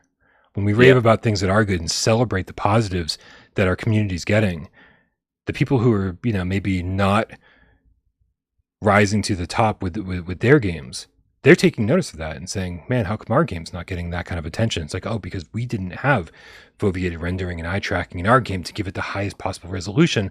Like it essentially does the same thing. And it's like, so as we criticize our losses, make sure you celebrate the wins, because I think both of those things combined are going to get us what we want, right? It's like you attract more flies with, I forget the expression. I was gonna be like, you attract more flies with honey than dead bodies. That's not right. Yeah, I think dead bodies attract quite a few flies. Or dog poop. I don't know. I already lost my train of thought. Let's move on. I liked it. Thank you. But the other part of it, Brian, is not only are we in the early stages of PSVR2, we're still in the early stages of what is capable with the PlayStation 5. Yeah. So many developers are saying, Insomniac famously said, we're barely scratching the surface with what is possible. Why are you laughing? Because the chat obviously knows the very common saying that I couldn't remember. You attract more flies with honey than vinegar. There we go. That was it. Thank you, everybody. Yeah. There we go. Sorry, I was listening. I swear I was listening, Miles. I apologize. No, it's all right. It's fine. Yeah. Honey and vinegar is what's needed for PS5. Got it. Yeah. Also, and the other part about this is you barely got the thought out of your mouth before I started laughing and distracted you. But let's also not forget that we're still in the early stages of VR. People get real militant about, this is what VR should be. We've come so far as VR gamers. This is what we expect. And when a game doesn't do exactly what we expect, I mean, like, it's all still new. It's all still very new. Right? But most of us have been playing VR for 7 years now. That's not a whole lot of time. Like, when you look at the entire history of the video game industry, we're getting there. And I think within a couple of years, things will become more standardized and we'll start getting used to things a little bit more, right? X does not always jump. Not right now. But eventually, X will jump. And square will block. And circle will dodge. I'm just making shit up. I think triangle's the inventory. I don't fucking remember. Yeah. Dude, when I get told to press a certain button on the Sense controllers, I still have no idea. Just like, I keep having to take the headset off and go, what is it again? Yeah, I know where the X button is. Yeah. Yeah. I know the X button. But circle is to the right of the X on the DualShock, but it's actually up and to the left, isn't it? On the Sense controller. So Nick was showing me that if you put the two controllers together, right, and so the buttons are all lined up, and you rotate just a little bit, so triangle is at the top of the circle. Correct. It all makes perfect sense. Yeah. But actually, the way it is angled, X is where circle should be, and oh man, I'm so confused. Yeah, I would if it was me. It's almost 1 a.m. here. If it was me, triangle and circle would have been on the right Sense controller, right? Because that's where my head is. It's like triangle and circle are on the right move Sense controller. Keep saying move, and then square and X on the left. But I get it, right? I get it. I understand. Oh my god. MakoXL with Canadian $20 says order a pizza on stream. He's getting real demanding with how we spend money. Wow, now. Marco's going to be the producer. He's going to be producing the show soon. Do this topic. Now order a hooker. Get an 8-ball. Blow a line on stream. Marco, what pizza do you want ordered? Maybe he wants you to order it for him. Yeah, I don't. Like, nah, I can't be bothered to order it. Order it for me, Brian. I can't imagine that Canada has good pizza. Can't imagine. It can't be a thing. Oh my god. Living Legend with the Canadian $2 tip says, is there reprojection in No Man's Sky or is it running at 90 FPS? Here's what I love. When I don't fucking know the answer to that question. Yeah. I love when I don't know the answer to that question because that means it's not obvious. It looks super sharp. It looks like it's running at a great frame rate. I haven't seen any technical problems. I haven't seen any frame drops or anything else. It seems to be running great. However, I mean, I guess if I just strafed all around and looked at some text or whatever, maybe I could figure it out. But the fact is that, Yeah, diminishing act. When I said X on the left hand, it didn't work for me either. I was like, yeah, it doesn't make sense. But you know what I'm saying, like logistically, so I know where the buttons are. Anyway, yeah, I don't know. Maybe somebody in the chat knows what frame rate this is running at. Maybe an article has been published, but I just love that I don't know, because when I don't notice reprojection, that's when I don't care if there's reprojection.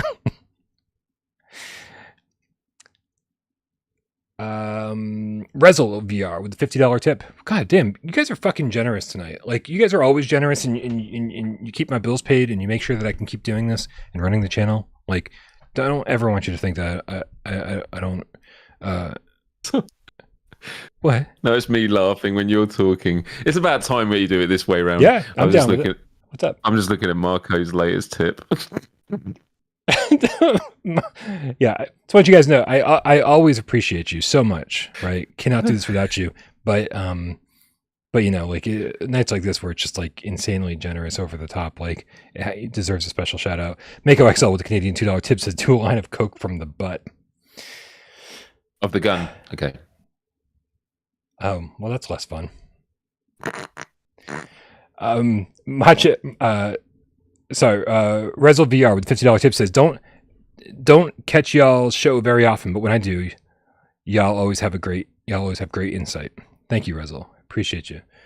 It means a lot, and it especially means a lot. It means a lot on a day like this where my energy levels have been through the floor, and I think Brian would agree. Yeah, I feel super off my game. I feel like we had a great show Monday and a great show Wednesday, and today I was just kind of like just tired. And this is what I do to Brian. It's terrible. This is what everything does to Brian. This is what a bad launch does to Brian. This is what you know, really desperately wanting to get into a game and then sitting there for 2 hours and barely being able to play it. That you know, it's disheartening. And I think that's the kind of stuff that brings my energy level down. You know, whereas like I play Cosmo Dread and I get fucking stoked. You know. Yeah. Macho. The real estate procrastinating Gamecat with $5 tip. Just gonna copy and paste it so I can read it without all the mess that's currently on my screen. Says, I think No Man's Sky is a headset seller. Sony, take all the orgasm clips and ramp up the marketing on it. No Man's Sky headset bundle. More Team VR. I'm telling you. Dude, I mean, okay, so here's the only problem I have with that, Macho. And it's the same problem I have with my own suggestion of Resident Evil 4 or Village bundle, is that those games were super popular, and I think people already own them. And so I think the selling point here for the headset is for Sony to say, not we bundled the game in with the headset, but to remind people, you already own a PSVR2 game, or 3 PSVR2 games, or 5 PSVR2 games. You own Gran Turismo, you own Resident Evil 4 and 7, and No Man's Sky. You can play all of those games in VR. They need a marketing campaign like that and tell you already have these games in your collection. Now you just need the headset to play them on. That's a commercial right there. And that would sell tons of headsets, especially to No Man's Sky fans and Resident Evil fans and Gran Turismo fans. You already have fans of the games. Get them in VR.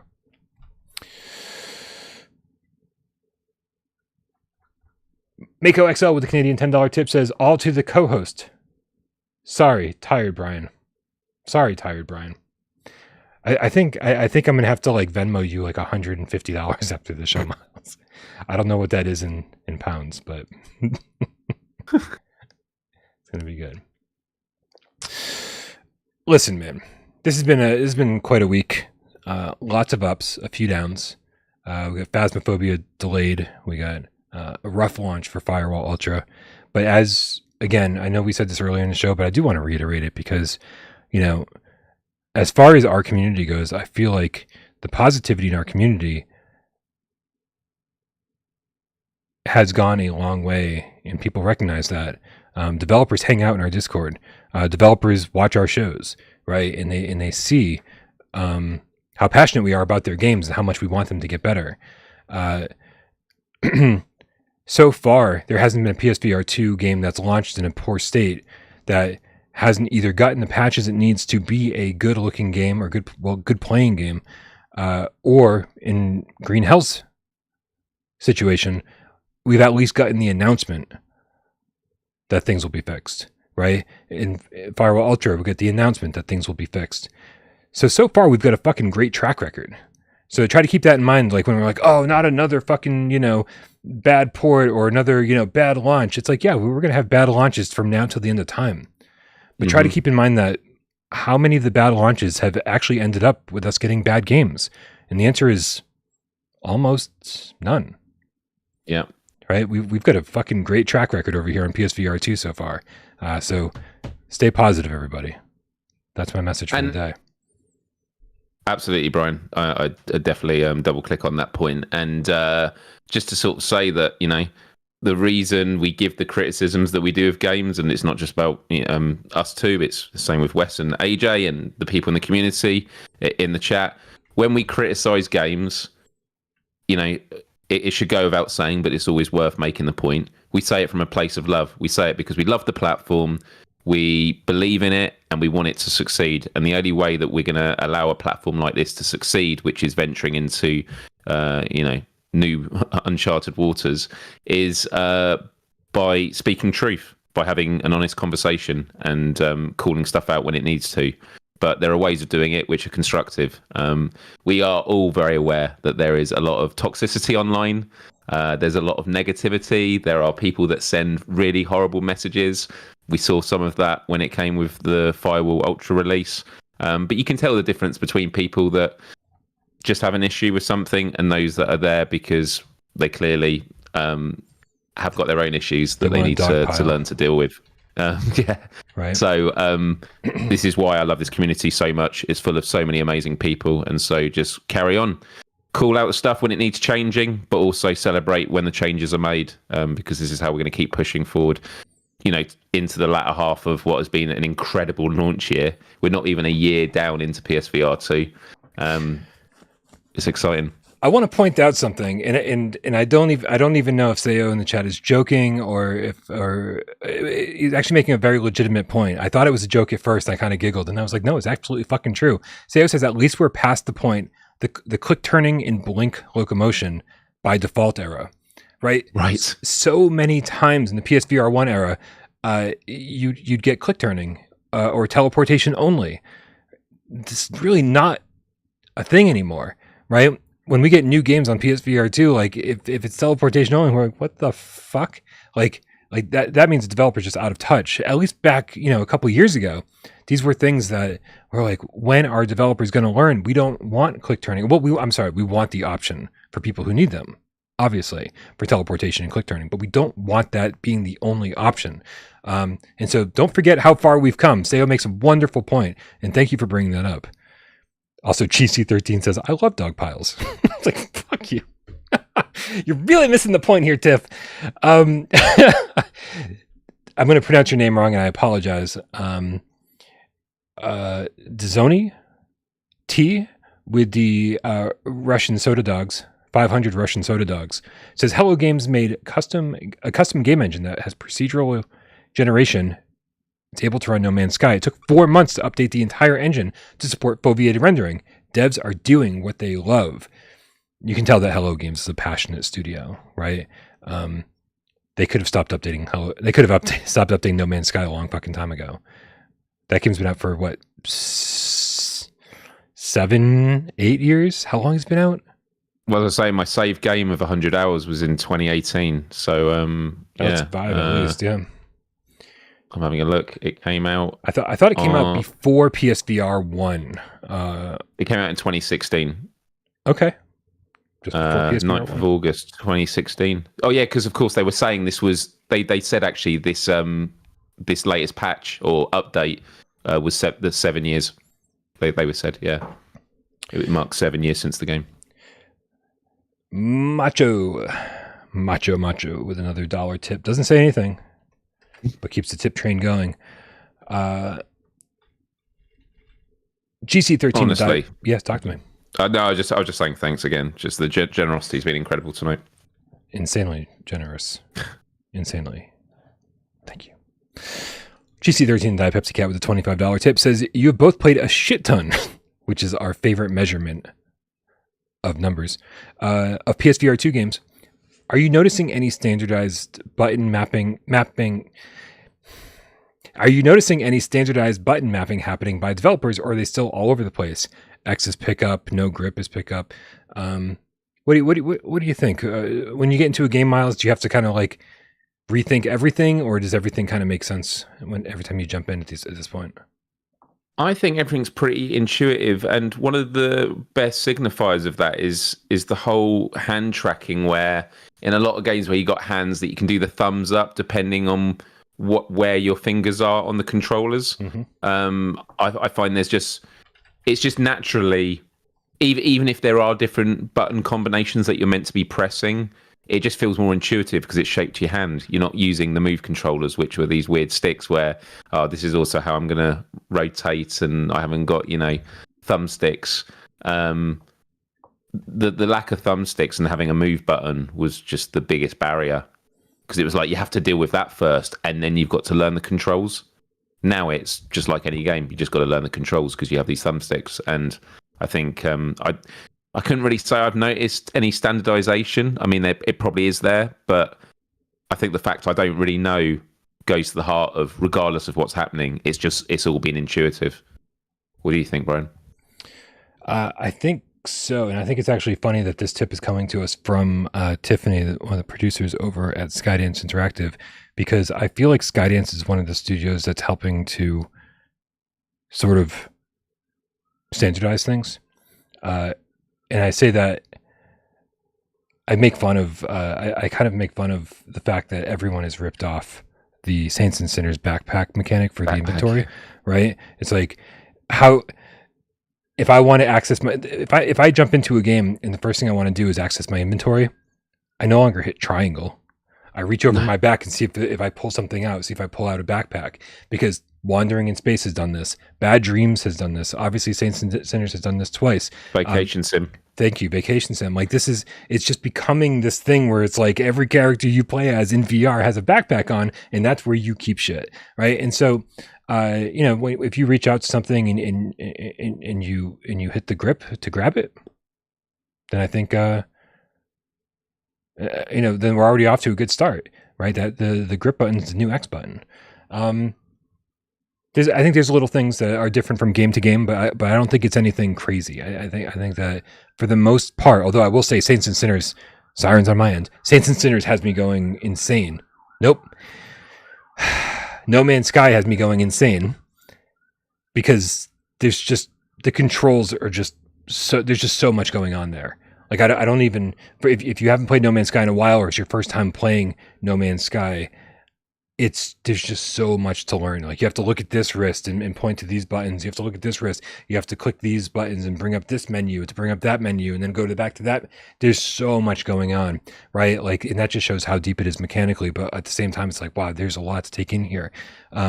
So it's a weird day to ask me the question, I think, because trying to play No Man's Sky, I was like, oh my God, this needs standardization of some kind. But at the same time, I'm like, oh no, it's like, I'm sure I'll learn it eventually. But most games, I think, are really fucking got it figured out. Macho, I saw you say, I was trying to say you missed my other super chat. I don't know what super chat I missed. The last one before this was the I thought the bundle, the one you talked about, No Man's Sky should be in a bundle with PSVR2, and we talked about that. Scroll. Oh my God, there's a lot. I'm scrolling as well. I've gone as far back as I can. Yeah, I've gone as far as I can. But you'll have to look it up on the back end. Yeah, if you want to repeat it in the meantime, just in the chat, we'll try to track it down. Please, Miles, keep an eye out for that while I get the next one up here. Rezel VR with a $10 tip. Do you guys think foveated rendering has helped people overcome motion sickness?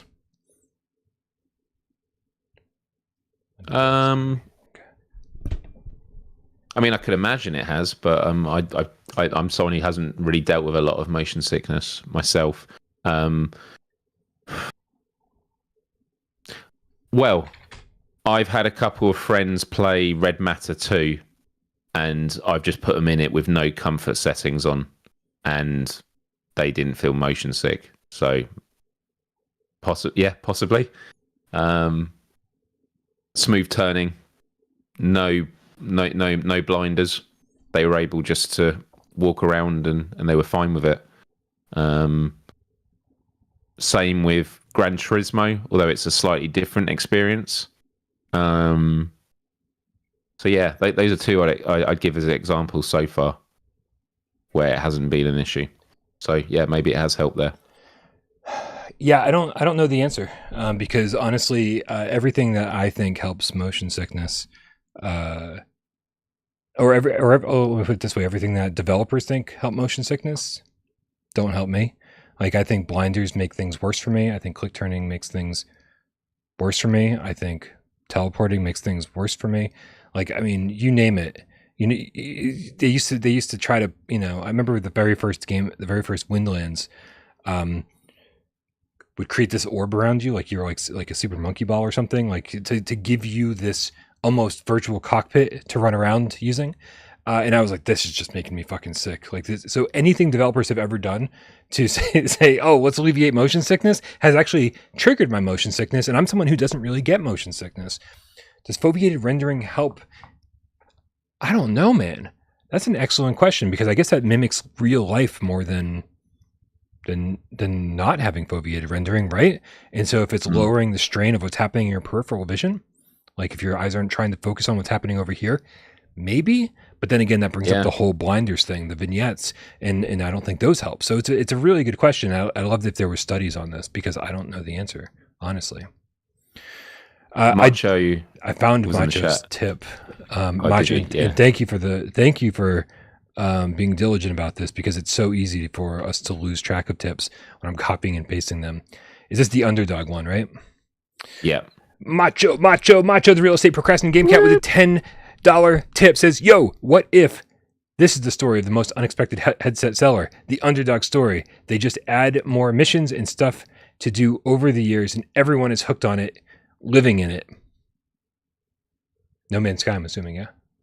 Yeah, he did do a follow-up saying, I was just saying that No Man's Sky becoming a console seller would be the ultimate unexpected Underdog story, and talked about them adding content for years to come and everyone being hooked.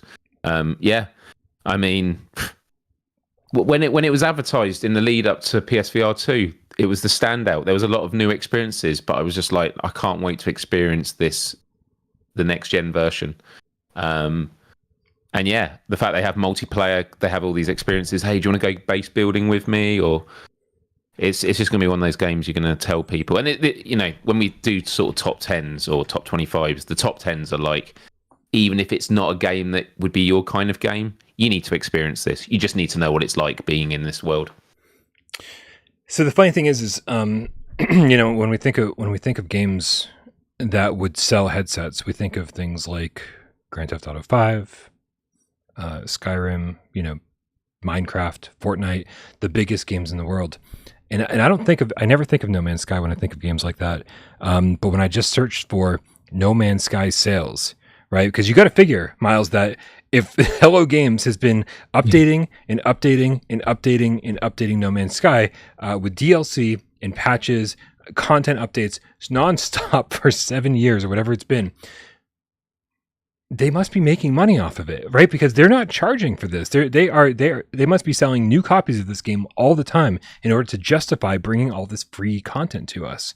And they're always on sale. Like people saying at the start of this, there was always 50% off. So they're doing that. But you're right. I'm always like, surely the wave is gone. But yeah. Well, as of a year ago, somebody on Reddit posted that they found information that No Man's Sky, this is a year ago, No Man's Sky has sold 10 million copies, over 10 million copies since launch, which is an amazing number, especially for, I mean, when you think of Hello Games, like we probably think of Hello Games as somewhat a bigger studio now, but remember the game that they put out before No Man's Sky?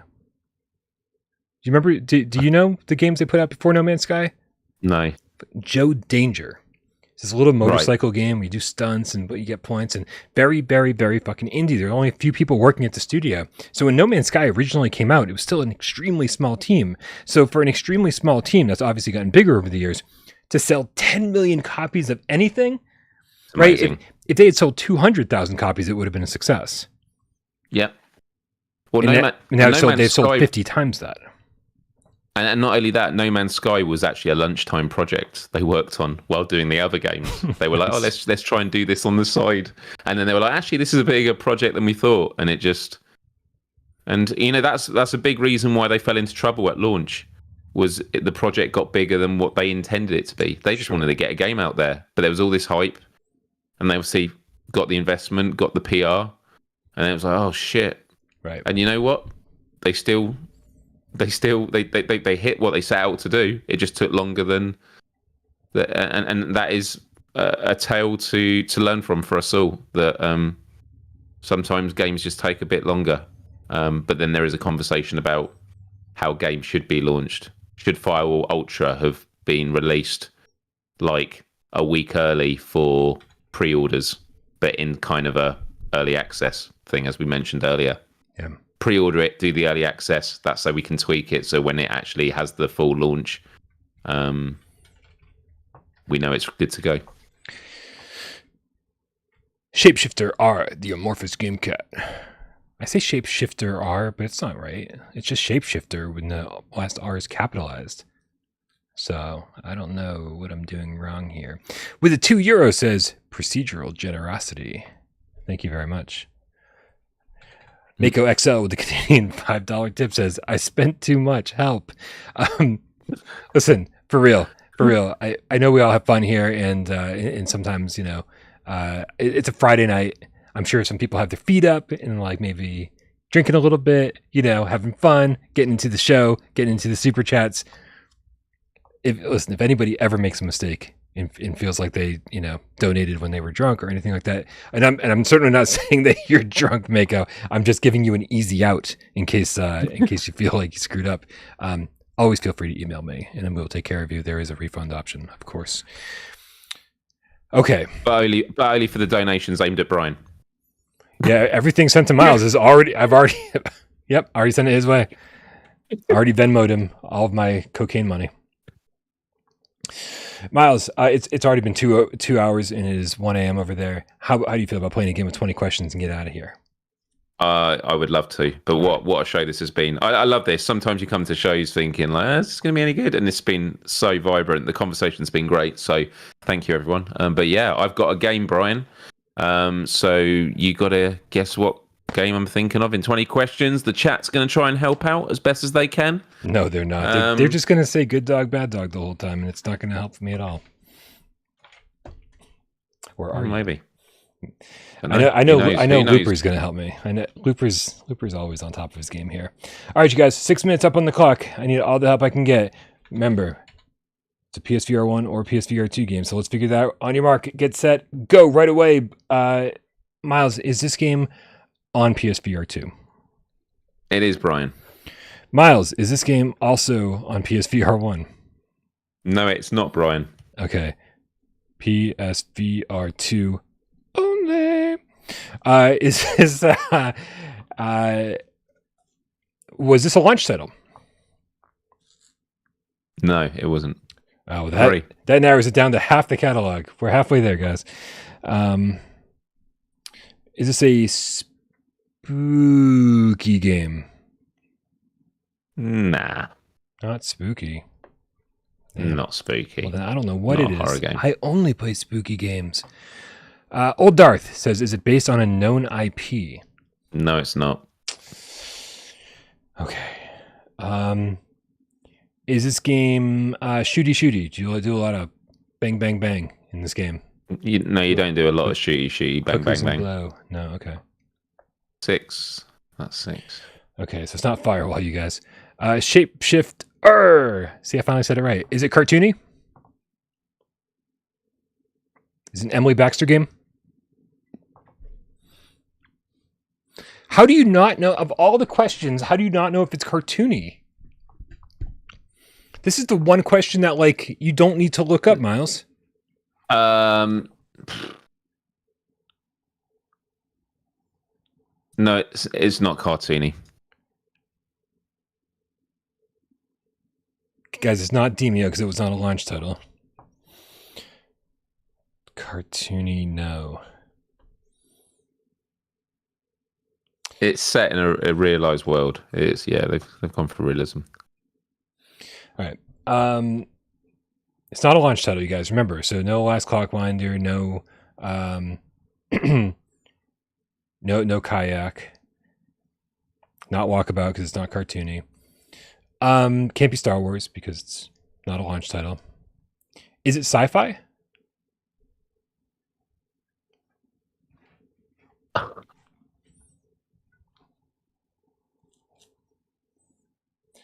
I don't think you've played this game, Miles. I have played this game. I am going to say no, but I'm going to give a clue. It's more cyberpunky. Okay, well, I'm thinking Cyberpunk immediately brings to mind Runner, but that was a launch title.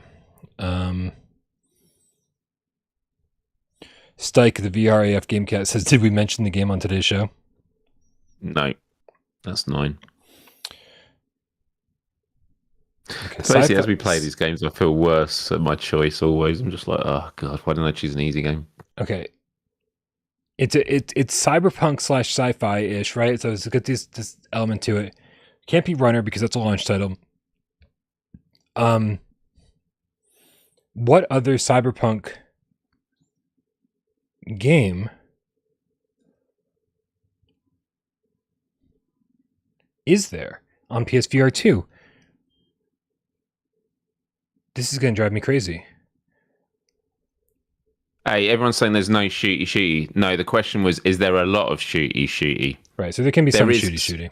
There is some shooty in it, but there's not a lot. Is it a roguelite? No. Oh, fuck, man. And here I thought he had finally had a definitive answer for us, you guys. A roguelite means when you die, you go back into it from the beginning, but there could be some form of progression. Mm-hmm. Yeah, there is. Well, I think that's going to make it more confusing, though.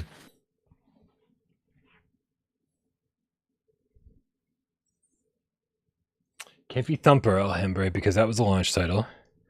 I'm going to be banned from this show after this. Listen, if AJ hasn't been banned, there's no way you're ever getting banned, okay? The budget cuts was totally cartoony. Ooh, Ezekiel might have it. Very sci-fi is Hubris. Is this a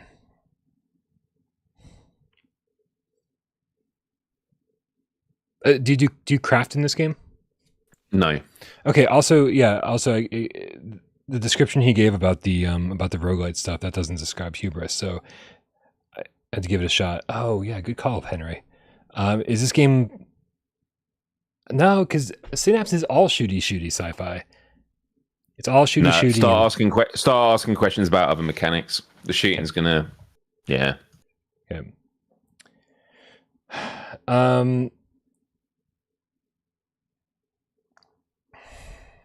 No one in the chat's got it yet. Okay. Yeah, it can't be Synapse, you guys. But great choice. Great choice. It can't be Cosmo Droid because it's not. Yeah, this is. I'm losing my mind right now. Has this developer made other PSVR 1 or 2 games? Oh man, no. Okay, it's a one-off. It can't be Cosmo Droid because it's not horror. Is it on rails? No. Is it? Does it take place on Earth? Asks Old Darth. I think so. Yeah. Okay. We know it's also not on PSVR 1, so that eliminates a lot of the most recent questions. So I'm just gonna throw this out there because I don't really know what else to say. If you're going to guess a game, I'm going to give you one last clue before you guess. All right, go ahead. It was a game I played today. It was a game you played today. I know that you played Masternoid today. Is it Masternoid? No, it was just before that. I can't keep track of everything you're playing. I know that. What is it, Miles? I already lost. What is it? It is, Brian. It is. You ready? It's Super Death Game Show VR. That is a very good choice. It's PSVR2 only. It is cyberpunk more than sci-fi. You're fucking spot on with this shit. They only made this game. There is shooty, but it's not a shooty game. It's not cartoony. They're going for realism, and I understand why you struggled with that now. It's not spooky. Yeah, it wasn't a launch title, dude. Despite your struggle to answer these questions, you answered them all in the best possible way in Super Death Game Show. If you don't know what Super Death Game Show is, you guys go watch my review on the channel. Yeah, and the roguelite element I only learned for you after playing it, because you're like, oh yeah, every time you play it, you unlock new puzzles. Yeah, I don't think I guess it's technically a roguelike. Because then that does give you, it has roguelite elements, because then it does mean you can unlock before the end of the 10 games more items to use. And yeah, I know it's a tough one. Real tough one. I'm assuming that like nobody in the chat bought this or played it, probably based on my review. This is it's as much fun as I had with it for the first 45 minutes. It fell right off a cliff after that, and you can't really recommend it even for whatever they're charging for it. Holy shit! It was the first Let's Play I did where I was genuinely annoyed. Yeah. All right, man. It's time to do this. It's time to get out of here. Brad Best in the chat says, my comments weren't working on my tablet. I was going to say that game. Brad, I'm going to need you the next time we play this, because you were the only one that even was thinking about this game other than Miles. Guys, thank you so much for being here tonight. We appreciate you so very much. Obviously, everyone that supports the channel financially over on patreon.com/withoutparolegames. And again, always sorry for not uploading more Patreon exclusive content, but just doing the channel itself is so much work that I don't know. But you know what? It is time for another AMA. So I do want to do one of those very soon. So if you guys are down to just kind of hang out, do a one-on-one session, we'll be doing that. I'll be doing that probably not this weekend, the following weekend, and then we can just hang out for a couple hours. I can play guitar. I can answer questions, and just it's always a lot of fun just to hang out with you guys. So I'll be doing that for the Patreon supporters. Also, of course, members over here. Really fucking appreciate you, everyone who tips during the show. Awesome. All my moderators are the best. Sci-Fi Gamecat Henry does timestamps. Rye Pop uploads this on podcast services. Miles, thank you so much for being here. You're amazing. Make sure you go subscribe to Miles at youtube.com/Miles. And of course, everyone who tipped tonight during the show, like for real, amazing. Super generous. We love you so much. But we all cold, dead hard. And of course, then there's the people who didn't even say anything during the show, Miles. People who sat back and just watched, didn't say a goddamn word. And we love them just as much. Happy Friday, Miles. Happy Friday, Brian. Happy Friday, Game Cats. See you on Discord. Have a good weekend.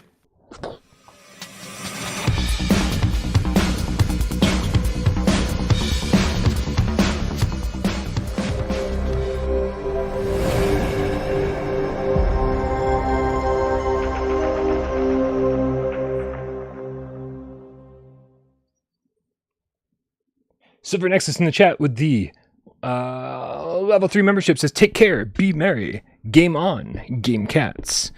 Hell yeah, man. I love that that being a member gives you like free super chats every so often.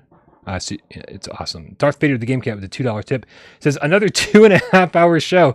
Love to see it. Oh my god, dude. We did say beforehand this is definitely going to be under 2 hours, and we were like, don't say that. It's like if you ever see someone say, hey, this is just a short video today, it's not going to be short. There is something in the universe that if you declare it's going to be short, it won't be. I declare I won't have 1 million subscribers when I wake up. Ooh, I declare that, universe. There's no way in hell I could have 1 million subscribers when I wake up. I do declare. Mr. Musicali, before we get to clip of the week, Mr. Musicali, the Gamecat in the chat earlier said, because I said most of us have only been playing VR for like 7 years at most, and so VR is still a very new technology. You know, it wasn't even like really readily available till a couple years before that. He says, so if VR is new, then why is simulation theory a legitimate debate? Because in our lifetime, in this simulation, it is new. That doesn't mean that the people who created the simulation aren't already well versed in it. And then the universe that we create, those people will begin probably as primates as well. And then eventually, thousands of years into the future, they will discover VR technology, and then they create their own universe for other people to live in. I've gone down this rabbit hole, and it's so funny that like when you talk to, or when you listen to scientists talk about simulation theory, how likely they think it all is that we are all just part of a simulation. They think it's just as possible that we are in one as the fact that we're not in one, or maybe more likely that we are in one. It's fucking insane. That was deep, Miles. That was real deep. Very, very deep. Yeah. Very deep. Hey, it's your you got clip of the week this week. Woo! Like good old times. Good old times. Should I just play it, or or can you set this up? Can you explain what the fuck you were doing in this clip? Is this the Poker Stars one? Yeah, it is. You want me to just play it and then you can explain after, or is it self-explanatory? Yeah, let's do that. No. I'll talk about it after. All right, here you go.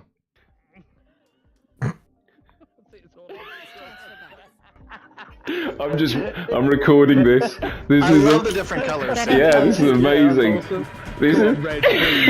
I'm getting vertigo. I'm getting vertigo looking up at it. Fucking look at that shit. That's fucking awesome. Come on, please, red. Please, red. It'd be fucking awesome to get red. 1. Red. Win. Winners on the board. Yes! 20 grand. Yay! We're calling good now? That's amazing. That's amazing. Amazing. That's awesome. It's gonna take forever for the dealer to work through this. I just won 50,000 off of that one. Yeah, Nice. man, that's awesome. 3 hours later. Yeah, 3 hours later. Okay, I gotta go back to crap. What the fuck was that? Dude, It genuinely can crash the game though, because they don't expect it to stack that high. So I will quickly explain how you do this, because I actually know you can make it higher than that. I'm actually thinking of going on PokerStars VR straight after this if other people want to join and help me do it. Basically, you want all four people at a roulette table, and the lowest amount of buy-in you need is 20k, because that gets you 10 stacks of chips. And basically, when you put the chips on, like, let's say red, everyone else needs to put their stacks over that same stack, and it will keep adding it on top of it. And as long as you're all doing it at separate times, it builds it higher and higher until it gets ridiculously high. And yeah, just really, really funny. It never stops being funny, because you have other people in the casino looking over going, what the is going on? And the game like takes forever to cash in all the chips, because it's ridiculous. Yeah. Wow, that's amazing. All I can say is you have way too much fucking time on your hands, Miles. Yeah, I do. It's always the kind of shit you bring to the table. But guys, don't forget, if you want your clip featured on Clip of the Week, there's always good hole-in-one clips from Walkabout Mini Golf. Although I will say there's so many of them that like you submit those, your chances are getting less and less likely to be shown on the channel. But so if you do anything cool, or you experience a weird bug or anything else, and you manage to clip it, make sure you upload it to our Clip of the Week channel over on Discord, and we'll do our best to start doing these Clip of the Weeks a little bit more frequently, at least every Friday, if not Monday and Wednesday as well. Good night, Miles. Happy Friday. Good night, Brian. Happy Friday, all. Good night, everybody. Order some pizza. You all deserve it, and some beer. Beer's good.